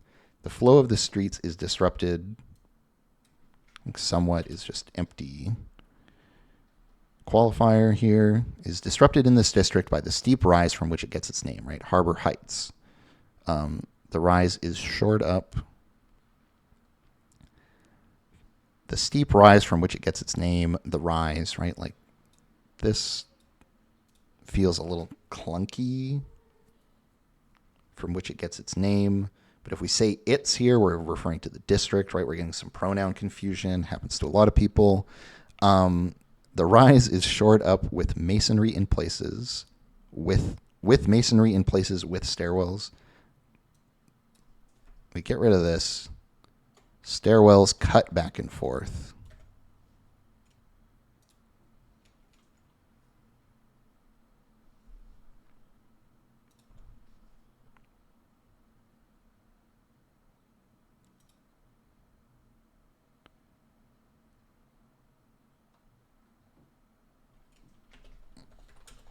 Along the cliff sides. And then we get rid of this, which is really just meant to, do that same work. So the rise is shored up with masonry in places. I think we need to reorder this as well. I think this is like a throwaway detail. I mean, we're not throwing it away, but so we say stairwells cut back and forth along the cliff sides, right? And the rise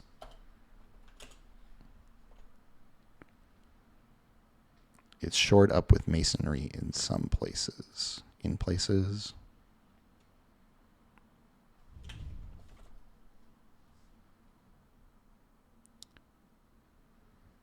I think this is kind of like a is even. But then when we say this, it's like what we really are talking about is like this, the cliffs being steep. The steep cliff sides, which are even. Maybe we get rid of the even, which are shored up with masonry in some places. This phrasing is just bad. Which are held, which are, it's like we're talking about like retaining walls, right?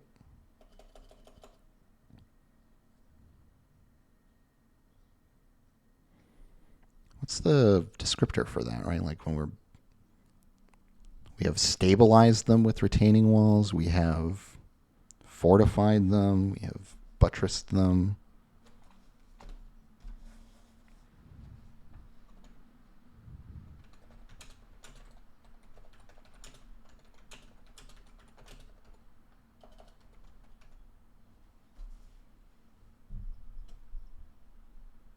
I think that works. So stairwells cut back and forth along the steep cliff sides, which are steadied by retaining walls in many places. In an effort to ease travel in the district, a pair of funiculars have been built.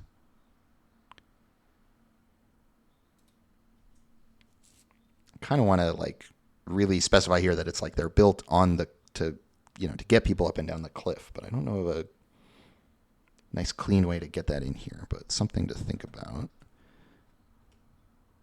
It talks about how they have like a wastewater supplemental thing, which is fun. So yeah, in an effort to ease travel in the district, a pair of funiculars have been built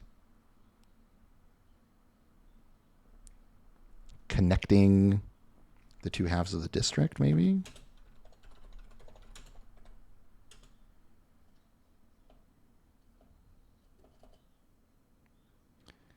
Been built over the cliffs? On the cliffs?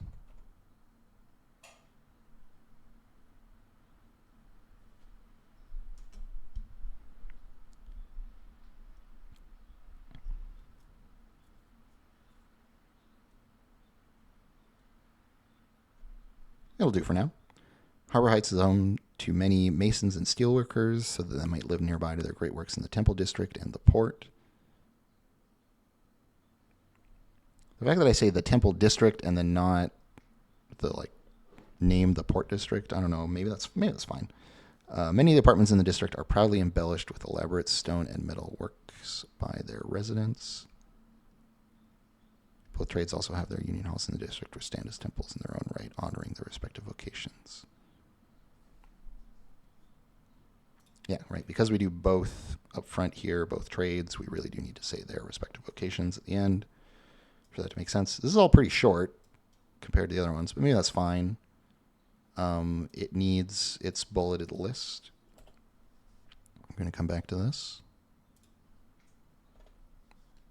I'll just leave that there so it's even more obvious that it's needed. All right, next up we got Hamaloka. Actually, hang on. It's finally warm in my apartment, which means, of course, that it is too warm.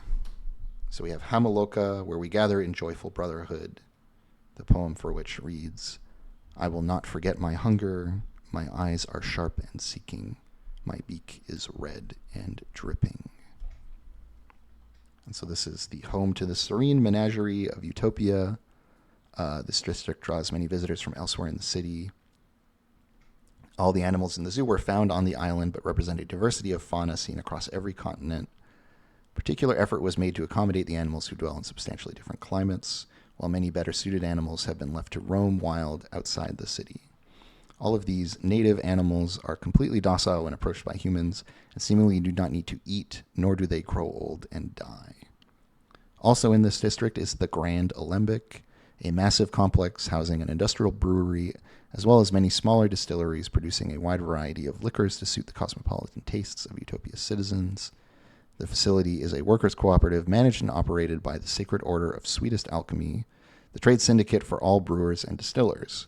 All beer and spirits sold in the city must bear the SOSA seal, and members of the union routinely inspect public houses and clubs to ensure their compliance.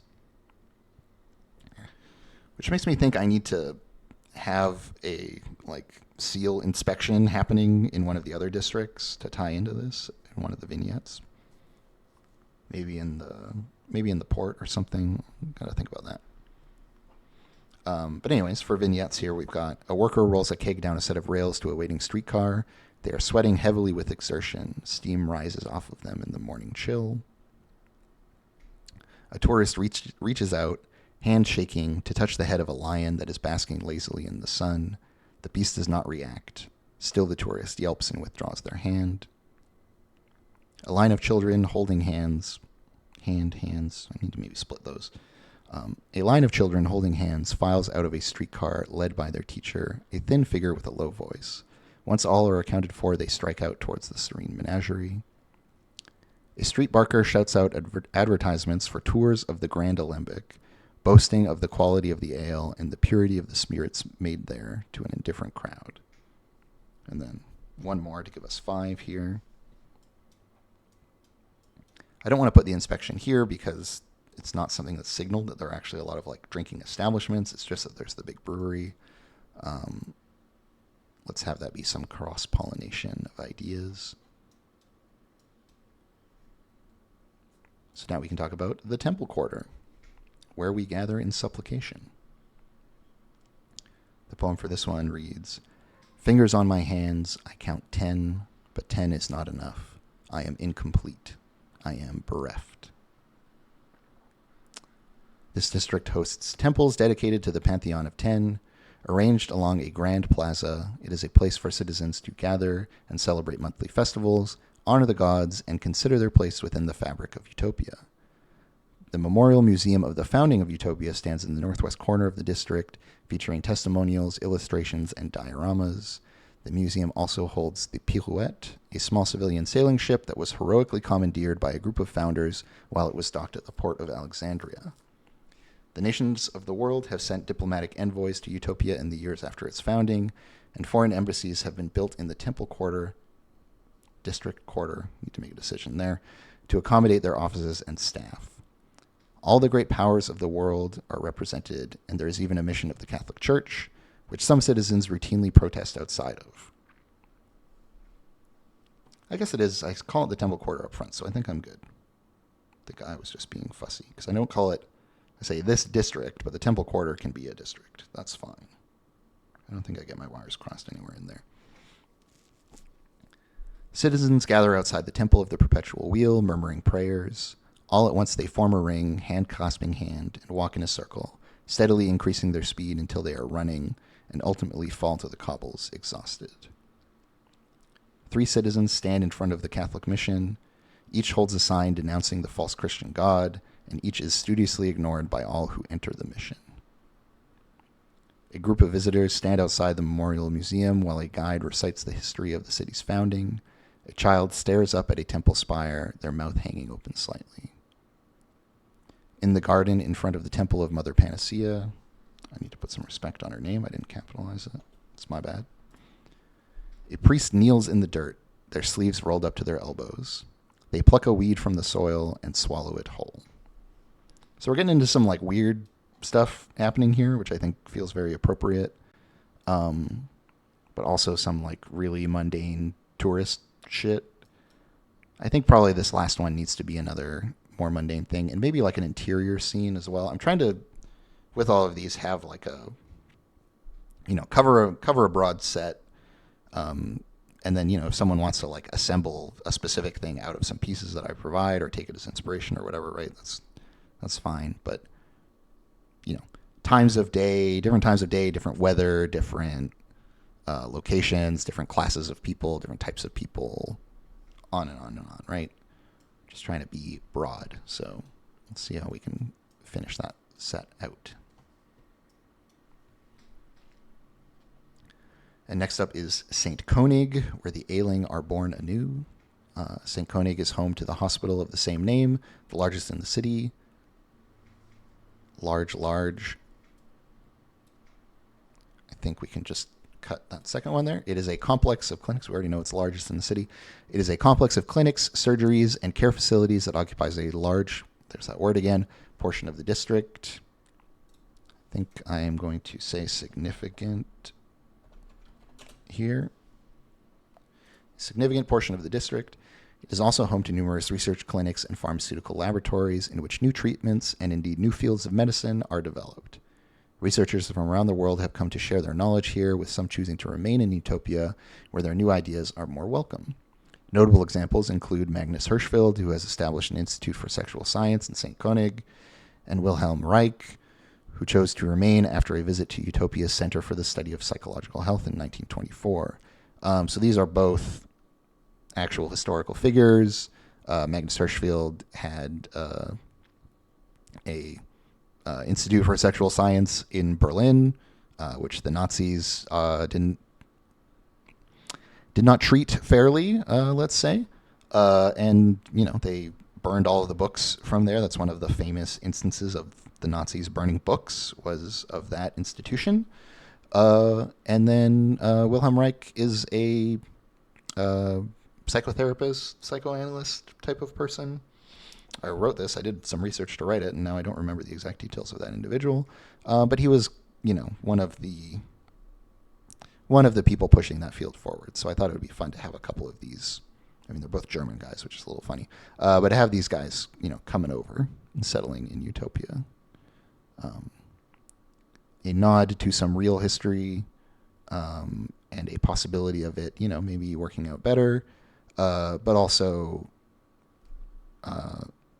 putting those into the spotlight so that people can engage with that history and with those ideas and, the tensions that exist within that. The district has more parks and plazas than is typical, giving patients and their attendants as much access to natural beauty as possible. Don't quite like the prose there, but whatever. The whole of the district was meticulously planned and arranged to form harmonious, natural shapes in its roadways and architecture, with streets that curved to follow the forms of the hills, and buildings made from the native stone of the island. While pleasing to the eye, this sometimes results in confusing, spiraling street networks and circuitous routes for those seeking to pass through the district. And so for our vignettes here, we have anxious parents walk with hurried steps across the plaza in front of the children's hospital. One drops a wooden case, which pops open, sending colored pencils rattling across the stones. A nurse wheels an elderly patient in a wheelchair along a winding path through the park. They're having a mostly one-sided conversation about the weather. A group of medical students take lunch at a cafe near a garden. They make every effort to appear serious and sophisticated until one spills their tea. A courier hurries past, only to retrace their steps minutes later. They stop another citizen and ask them for directions. A pair of swans take flight from the lagoon in a nearby park. Their calls echo in the dusky evening sky. So, trying to have these be a little bit, some are kind of quaint, but to have some kind of, more emotive ones, playing around with times of day.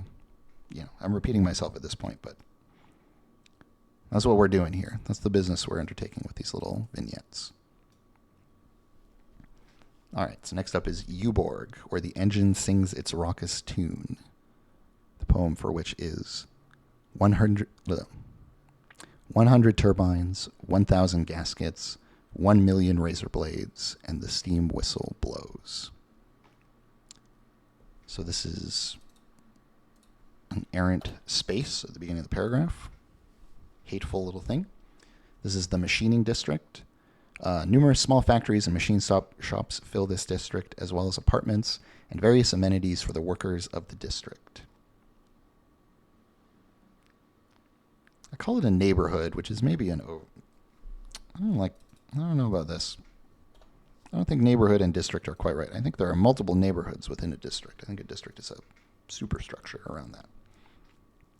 So let's replace that word. Uborg shops tend to do specialized, smaller-scale fabrication of precisely machined parts and mechanisms.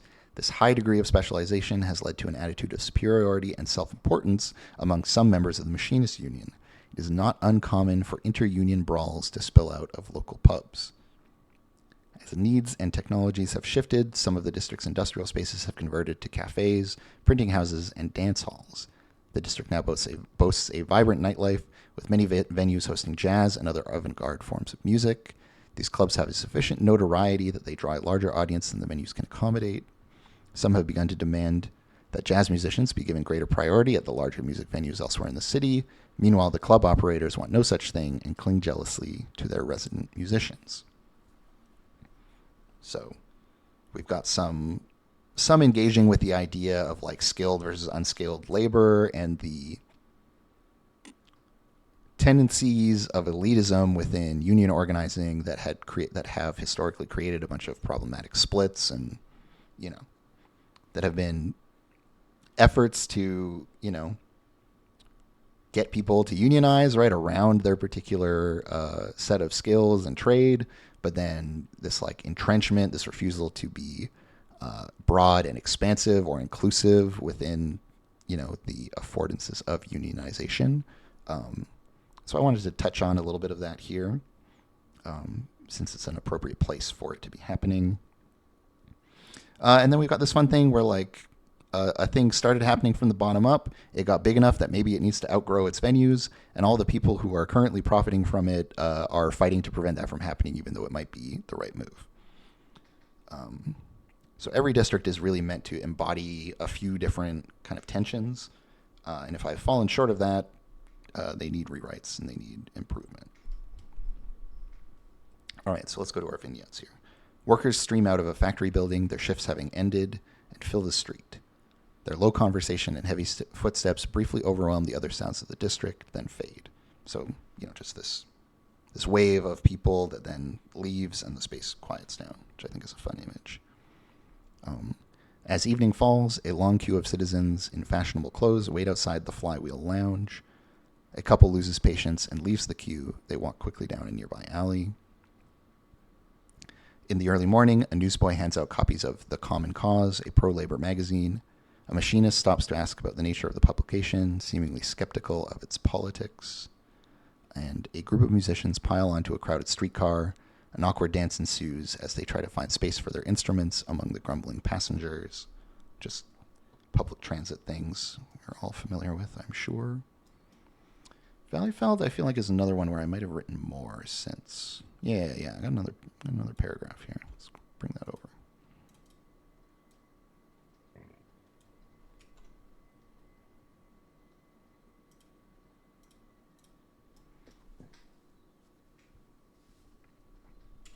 So, Valleyfeld, where the bounty of this land is brought to table. Empty husk, spun from gold, spilled on the soil, your beauty yet remains. I mean, I call it the farmer's district. I think this is really more of like a food processing district, and I should name it accordingly. But what's a good way to... Is it like the canning district? I think the canning district is probably an appropriate, to its era description of what we would call, like food processing more formally or whatever. But, in the 20s, stuff in cans, that was what you had. There was no plastics and whatnot. So, the canning district. Valleyfeld is the gateway to the agricultural industries of Eutopea. The district acts as a logistical hub for food throughout the city, where farmers bring their crops to be processed and distributed. Does that all work? Am I repeating myself there? Maybe a little bit. There are numerous canneries and large refrigerated warehouses for storage and preserving of vegetables. A satellite campus of the University of Eutopea is also here with new agricultural technique, where new agricultural techniques are tested and developed. The western reaches of the district are at the city's edge, where it meets long golden fields of wheat and animal pastures with sheep and chickens. Such essential work comes with great responsibility and strict standards.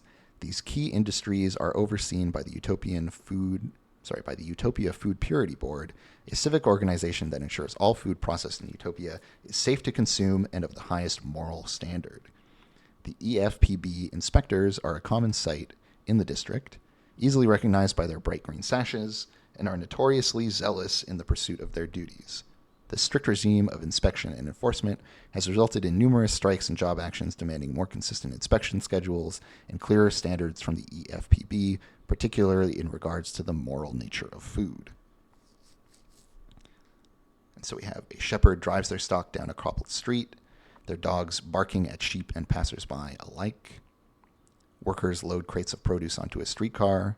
One pauses to wipe sweat from their brow. Another is reviewing the manifest with the driver. Chicken cages are stacked along the wall of a warehouse. Dirty water flows down the gutter at the alley's center. An inspector from the Food Purity Board, clipboard in hand, bends low to assess a handcart full of potatoes. A worker awaits their verdict while smoking a pipe. And cannery workers gather in a cafe after their shift, drinking coffee and laughing loudly as they exchange bawdy jokes. And yeah, so for this district, I really like this idea of a food inspection agency, but that has kind of a weird thing about it where it is concerned with the moral standard of foods. I think in general, food is a thing that we moralize about a lot. There's good food and bad food, food that's good for you or bad for you, superfoods, all of these kind of obsessions about the things we take in and that those are going to transform us, physically. And so I think it's neat to have like a, 1920s version of that kind of stuff. But I mean, they had that in the 1920s as well, I'm sure. Well, with, the Kellogg's of the world and other people like that, although I don't know if he was in the 20s or not. But anyways, it's clearly a thing that we can tap into, and I think this is a fun, weird angle to bring into it. And these, overzealous inspectors of this civic body, a good place of tension. And this idea of, like, labor action against health standards, or at least against the organization that's ostensibly responsible for health standards, and the ways in which that might be an incredibly fraught and difficult battle to win public opinion. And so the next district here is Olympiad, where our hopes burned brightly for the world to see. The poem for which is, we overflow our cups and our bowls. We heap upon our plates and our platters. We crowd the tables and we cry for more. Carve us fresh portions with your sharpest knife. Does this have everything? Looks short.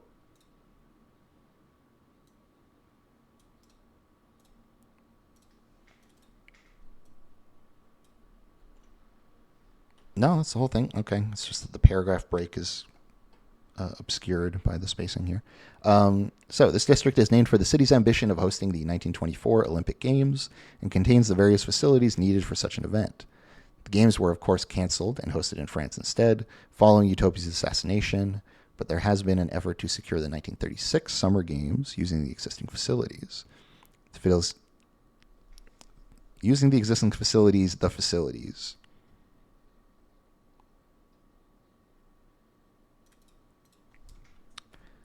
That's bad. Let's fix that at some point.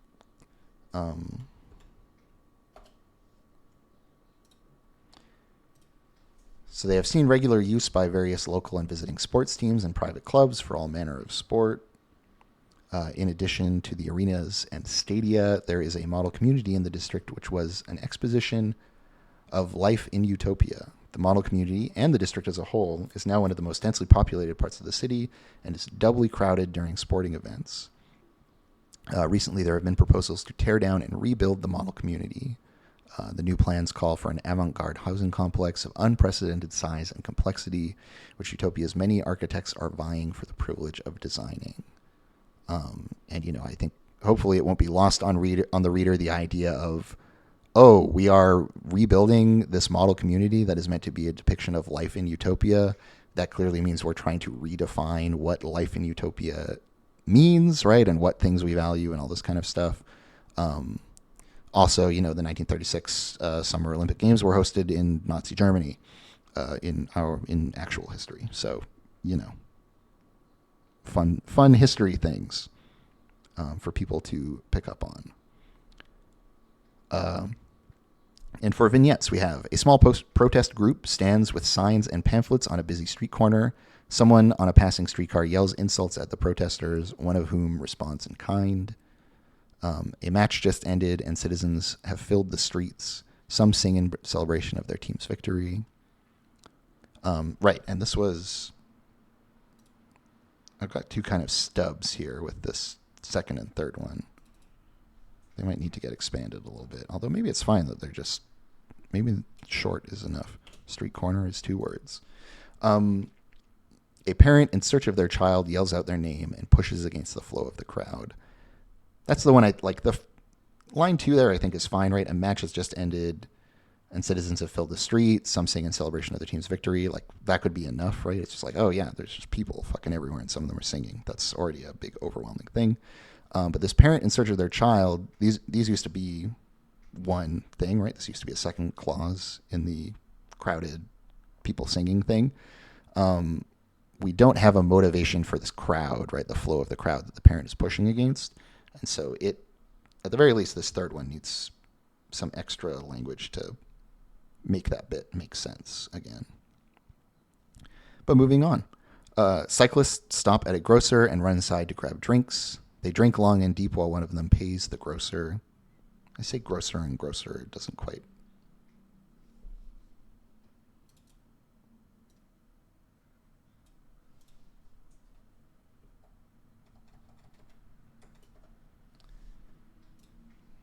Just while one of them pays? Is that clear enough? I don't know. Let's see. So they drink long and deep while one of them pays. I kind of want there to be another word here. You pay the man, you pay something, pay for the drinks, whatever. Then hop back on their bicycles and ride away, leaving their empty bottles against the wall.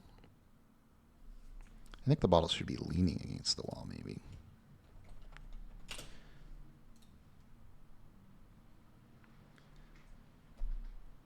And, it's the wall of the shop, but that maybe is too much word salad. All right, last one. In general, this one about the cyclists, I'm just not quite happy with how the prose flows. An architect unfurls an elevation drawing and speaks in urgent tones to a colleague while pointing at an apartment building. Residents glare at the two with sour faces as they walk past. So, obviously this is about this notion of redevelopment. All right, only 2 left. Ugh, there's so many districts. So second last, we've got Grand Sunset, where we join hands in solidarity. The poem for which is, on my way to work, I walk past. Down there in the pit, the men toil. I am still tired, still waking. Do you not sleep down there? Do the dead sleep there still? This district is a collection of streetcar townships, densely built and carefully planned urban townships, each served by substantial streetcar lines. Each of these townships is in turn nested within a ring of factories, mostly textile and furniture.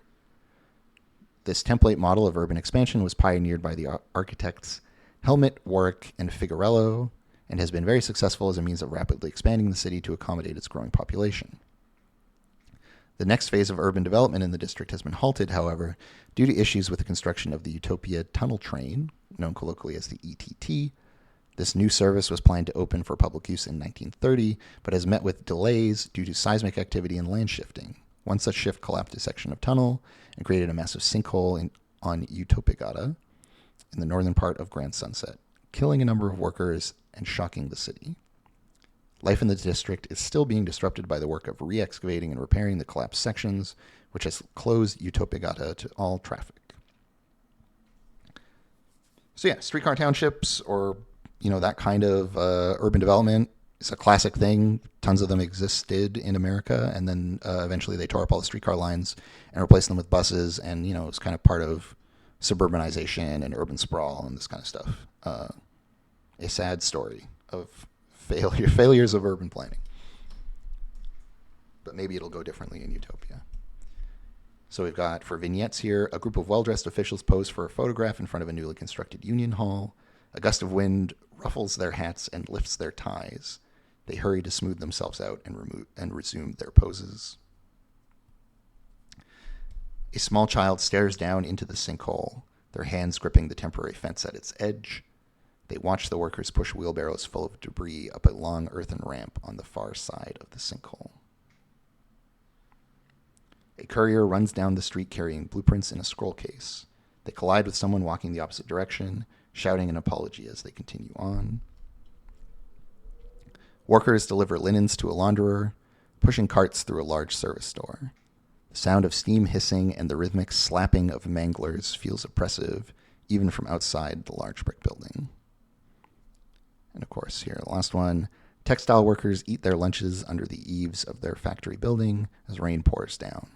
One worker pulls their coat over their head and dashes across the street to buy cigarettes. So, little workaday scenes. All right, and our last thing here, which is in fact the short, we have South End, where we count our days in brushstrokes. The poem for which is quiet, all's quiet, the metal rings out, quiet. So much of the industrial space in this district was set aside for use by artist collective and veteran tradespeople. Though not particularly glamorous, the South End is home to many of Utopia's most talented and acclaimed craftspeople. The majority of these workshops are shared, leading to an eclectic array of works in various stages of completion, all gathered in the same place, united only by the tools used in their production. The rest of the district is filled with understated homes and businesses. Brilliant painters, leatherworkers, sculptors, and ironworkers lead comfortable but quiet lives here, while their works are acclaimed in galleries and salons elsewhere in the city. And we've got a little set of vignettes here. A statue stands on a pallet in the middle of the street. Workers mill about a streetcar debating the best method of loading the statue onto it. An artist disappears into their workshop and the street is empty.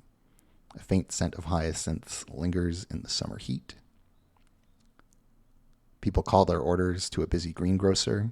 A young assistant takes payment and passes customers their goods in paper bags with a bright seal stamped on them. Music plays on a gramophone in a third-story apartment. The melody drifts down to the narrow street below. A lone figure leans out of their window to hang laundry on a line, humming along to the tune. And apprentices sweat as they stretch canvases in the yard of a painter's studio. Inside, a painter dabs at a portrait while their subject stands silent and still. So that's it.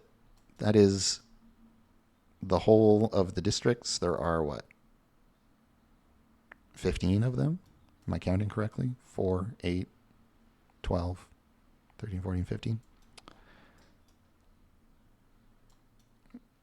I think that'll be fine because these are... So the plan for these would be, right, each district is a spread, text on one side, art on the other. There should be plenty of room to make that happen. I think this is a reasonable thing.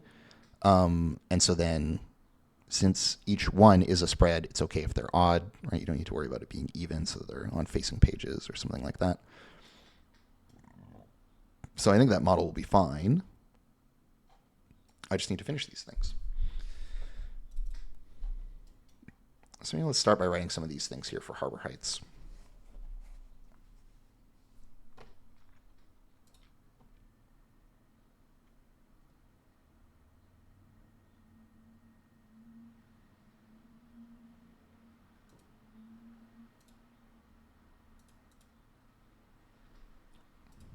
Sorry, just had to stop a web page from yelling at me. Okay, so we got 5 vignettes to do here.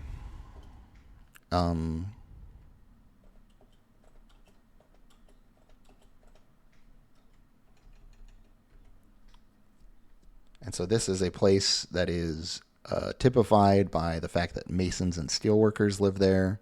Um, this place that is meant to be a temple, have temples of the working class and these like fancy union halls, which maybe we should have some people outside of one of them or something like that. Or we can zoom in on like the embellishments of their buildings, right? That like, oh yeah, a bunch of masons live here and they made this ridiculously ornate or elaborate stonework, which there's like a bit of a vibe of like the Moscow metro system or whatever, right? These kind of temples of the working class vibes, or cathedrals of the working class, or whatever you want to call them. We're kind of doing a similar thing here notionally. But what would be some fun ways to expand beyond the stuff that is defined in these paragraphs?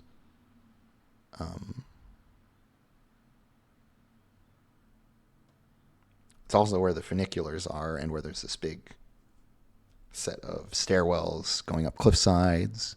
So I think maybe we'll start there. That's a fun one. It's just like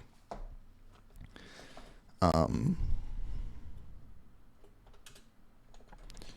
elderly citizen carries their groceries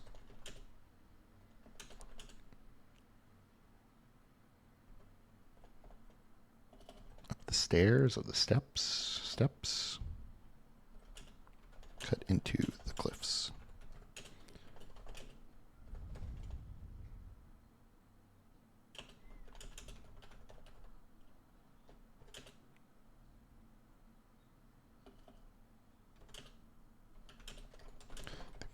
They pause at a landing and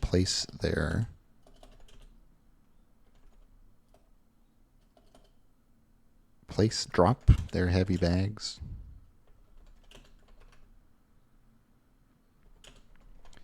Staring out at the harbor and the ocean beyond.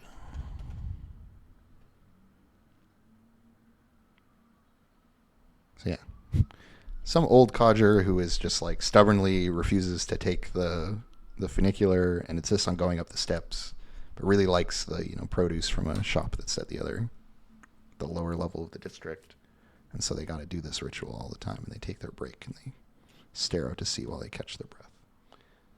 Little scenes like that are fun. What else can we do here? Maybe like a scene with like a fountain or something, right? Like we're still in this stonemason zone, but it's not the kind of thing that I've mentioned previously here in the paragraphs.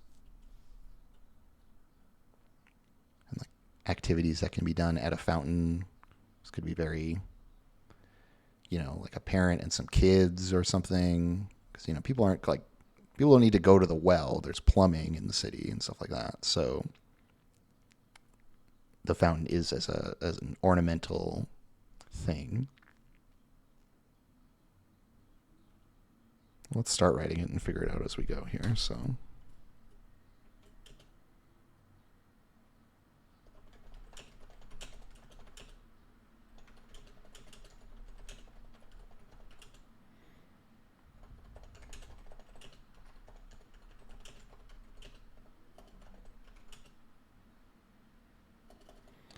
birds. I mean, I should just say pigeons, probably. Although maybe birds is fine.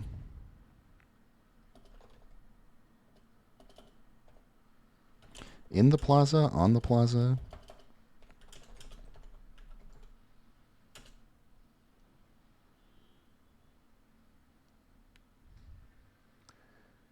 And so in the second clause, it could be like, zoom in on the fountain, focus on some detail there. Some second act to this little drama with the kids running around, right? Like they call them back or something. Let's go with that.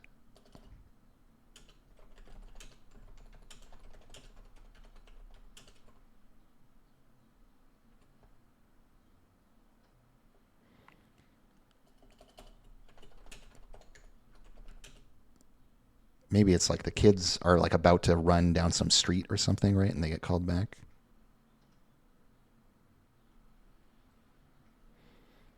How would we describe it? Like they're like looking down an alley or something?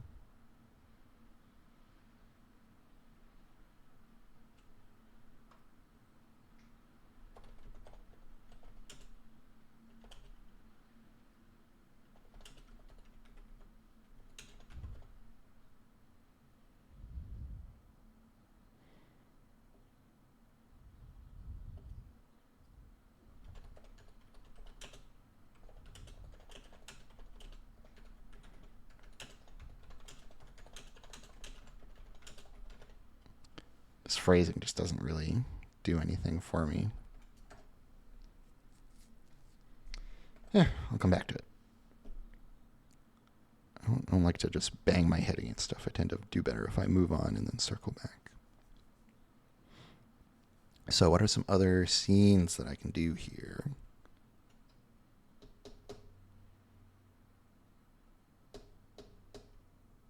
I don't know if I want to have anything like at the streetcars themselves, because we've already got the funicular, because we've got the poem that refers to it and it's mentioned in the paragraphs. We don't need to hammer on it 3 times. You know, it'll be featured in the art almost certainly. It's like a big iconic piece of the district. So we're not doing that.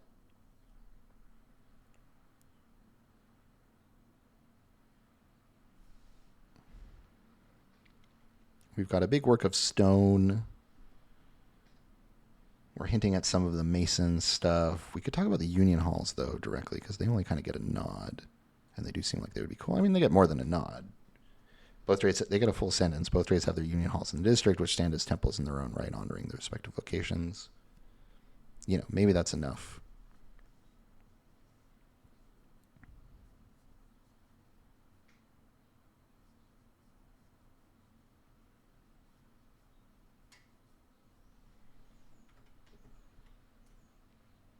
I'm always tempted to do like a commuter scene or whatever, but it just doesn't feel all that compelling. Right? It's like it's too quotidian. It's just, the slice of life shit can be difficult because it's like there's a fine line between it being, you know, feeling kind of authentically mundane, but then being too boring, or not having like a cool image in it for people to hook on to. But what are some other lenses I could use? I could use like a time of day thing, right? Like early morning, evening, middle of the day.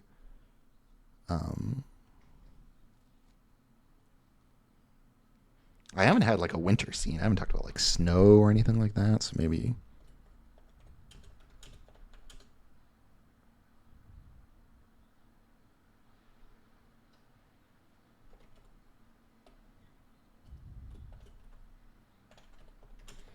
you know, like icicles hang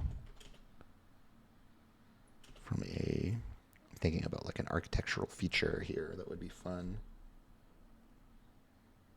I mean, it could just be from the eaves.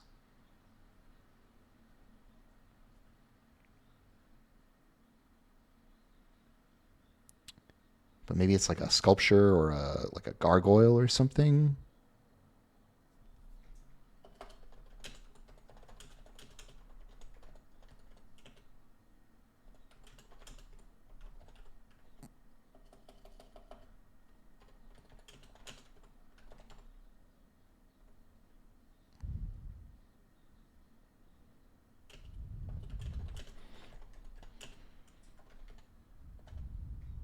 Icicles hang from the mouth of a gargoyle on the Hall of Masons. I think that works. In the street below, right here's where we can have some people, or not. Maybe it's like everything's empty because there's too much snow.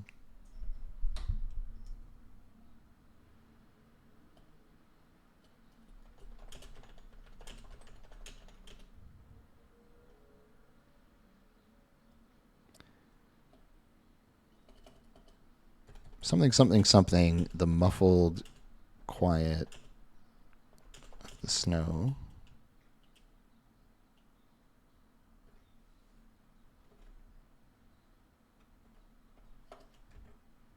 I want to get to this phrase. How do I do it?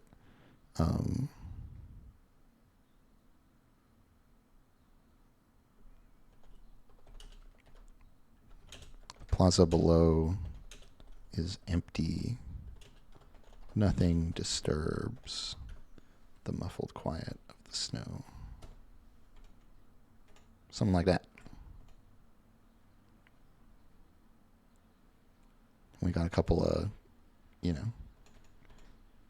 bedraggled detectives rubbing their hands together and waiting for someone to show up or whatever. Could be a fun little background for a scene like that.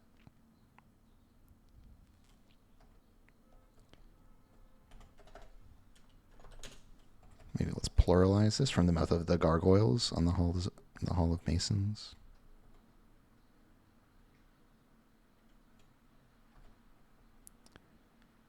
It's kind of flat, like maybe we wanted a descriptor here. The icicles hang somehow, or the gargoyles are something, like could use one little qualifier, maybe.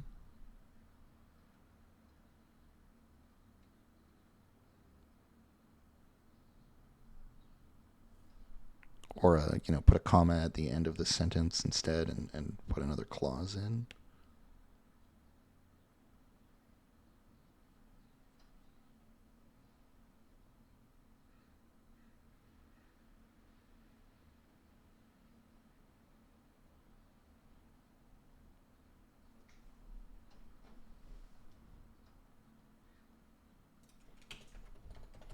Maybe it is actively snowing. It feels a little better.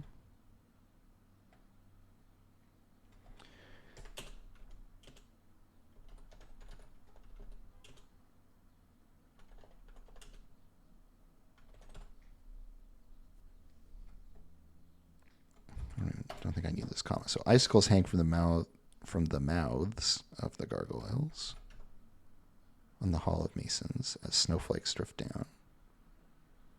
A little clunky. Not super happy with it, but I'm just going to leave it. It's a first draft. The plaza below is empty. Nothing disturbs the muffled quiet of the falling snow. Happier with that last bit. This image of the muffled quiet, I think, is pretty evocative if you've ever been in a city where it's snowing. Especially one like the city I live in where no one knows how to deal with snow.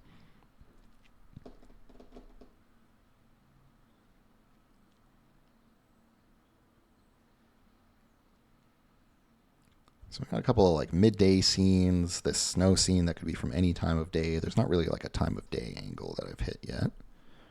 So that's one viable little bit of fodder for these things. And then we've covered a little bit of the second paragraph's content. We've covered the first paragraph's content. So we're good on that. We don't need to like chase any details that we're trying to reincorporate here. Just can get a bit one note, right, if you're always hammering on reincorporation as well. So we need to expand a little bit.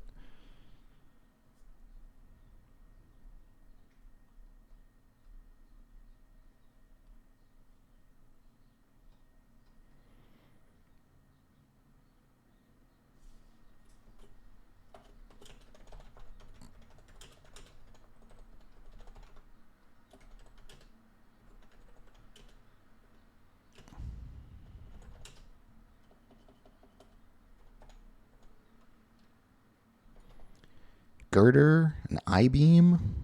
What's the...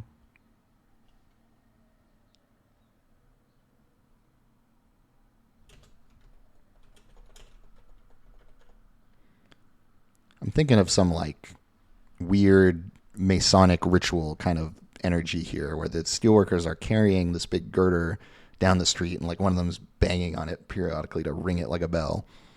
And then it like ends at their union hall and they carry it inside or something. And this is a sort of show of force in a way.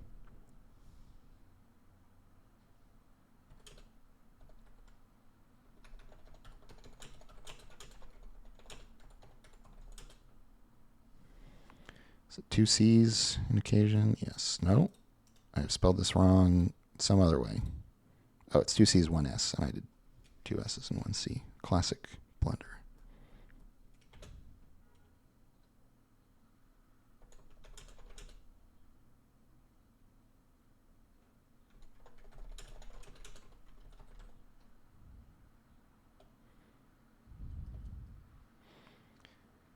Do they ring it? What's the verb here? Right? Do they hit it?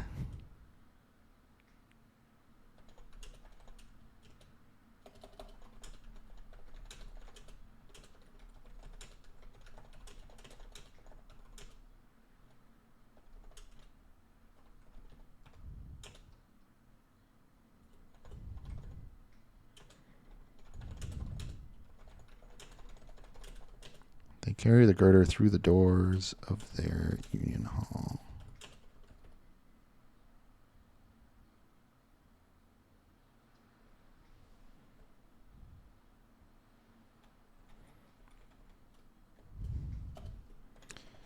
Upon reaching their union hall.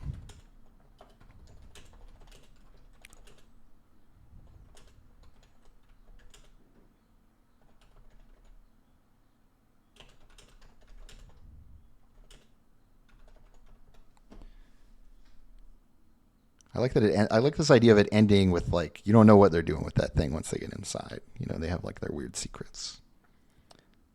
This might not be 100% perfect, but I think it's a fun idea. We'll clean it up in review. Let's come back to this. Give it a bit of thought here. So a parent sits on the edge of a large fountain while their children chase birds on the plaza, in the plaza, through the plaza, maybe, across the plaza.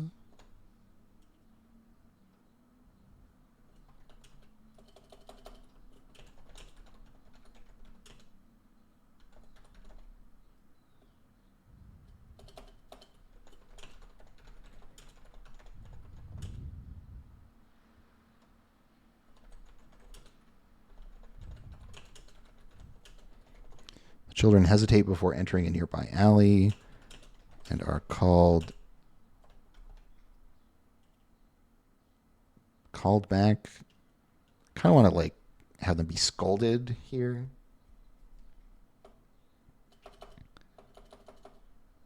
But run back as they are when they are scolded.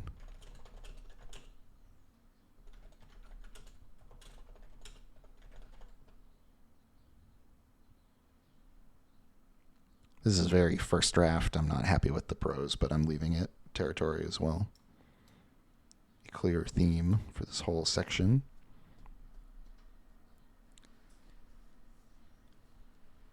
Because, you know, writing poems and writing these are similar. There's a similar problem if you're trying to be like tight and efficient and have it flow nicely. You want it to evoke an image. You know, you want it to read well. You want it to read well out loud. It's hard to nail it on the first go.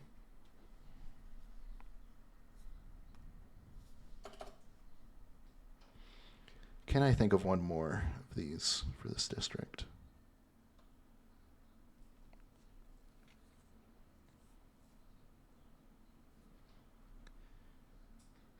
Something about food, something about laundry, you know, like just trying to think of like some little hook for some very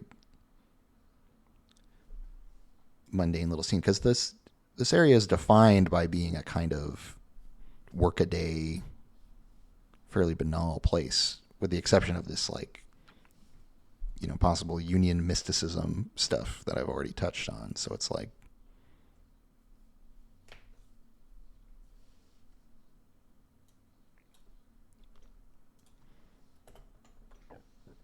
so what do we do? You know, I want to separate this one with the steelworkers and this one with the Hall of Masons because, you know, they're very proximal thematically.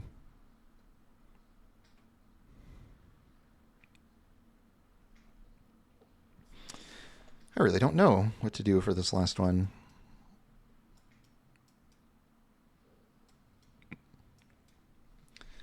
I'll go over it with Luke or something maybe, and they'll have a good idea, and I can steal it. Haha. How long have I been streaming for? Is there anything on my little interface that's going to tell me? Yeah, it's been like 3 hours. 3 hours is plenty long for me. Um, I did a whole review of the game as it stands, and then even got a little bit of work done, which feels like a pretty good day to me. And I'm not exactly going to write well if I'm tired mentally from doing all that other crap. Okay, so I think I'm going to call it here. I appreciate anyone watching along, listening along. Happy to hear any comments and feedback that people have. And I reserve my right to ignore all of it, of course. And I'm probably going to try to keep doing these. It's not going to be like the full process live, but similar to what I did with Girl by Moonlight, routinely coming back and updating on the state of things and, working through some stuff. Hopefully in future, a bit more of that discussion vibe can happen as well to get into some questions and whatnot about the game or about design process in general. Because I think that stuff is really fun, and I miss doing it, and I know that some people did check out those streams or the videos of them and got some stuff out of it. I think it's important to demystify the process of game design, because it so often happens, in obscurity, and also there's a lack of resources, teaching people how to do it or anything. Not that I would consider myself an expert or in a position to instruct on the right way to do it, but at least watching me fumble along can be, instructive as a cautionary tale or whatever in some cases, and so I will, this might be like weekly, it might be bi-weekly. I've got to figure out what I want to do for that. But I've got a lot of writing on this to chip away at. And so why not use this as a way to keep myself accountable also, which was another thing I miss about that process. So, yeah, until next time.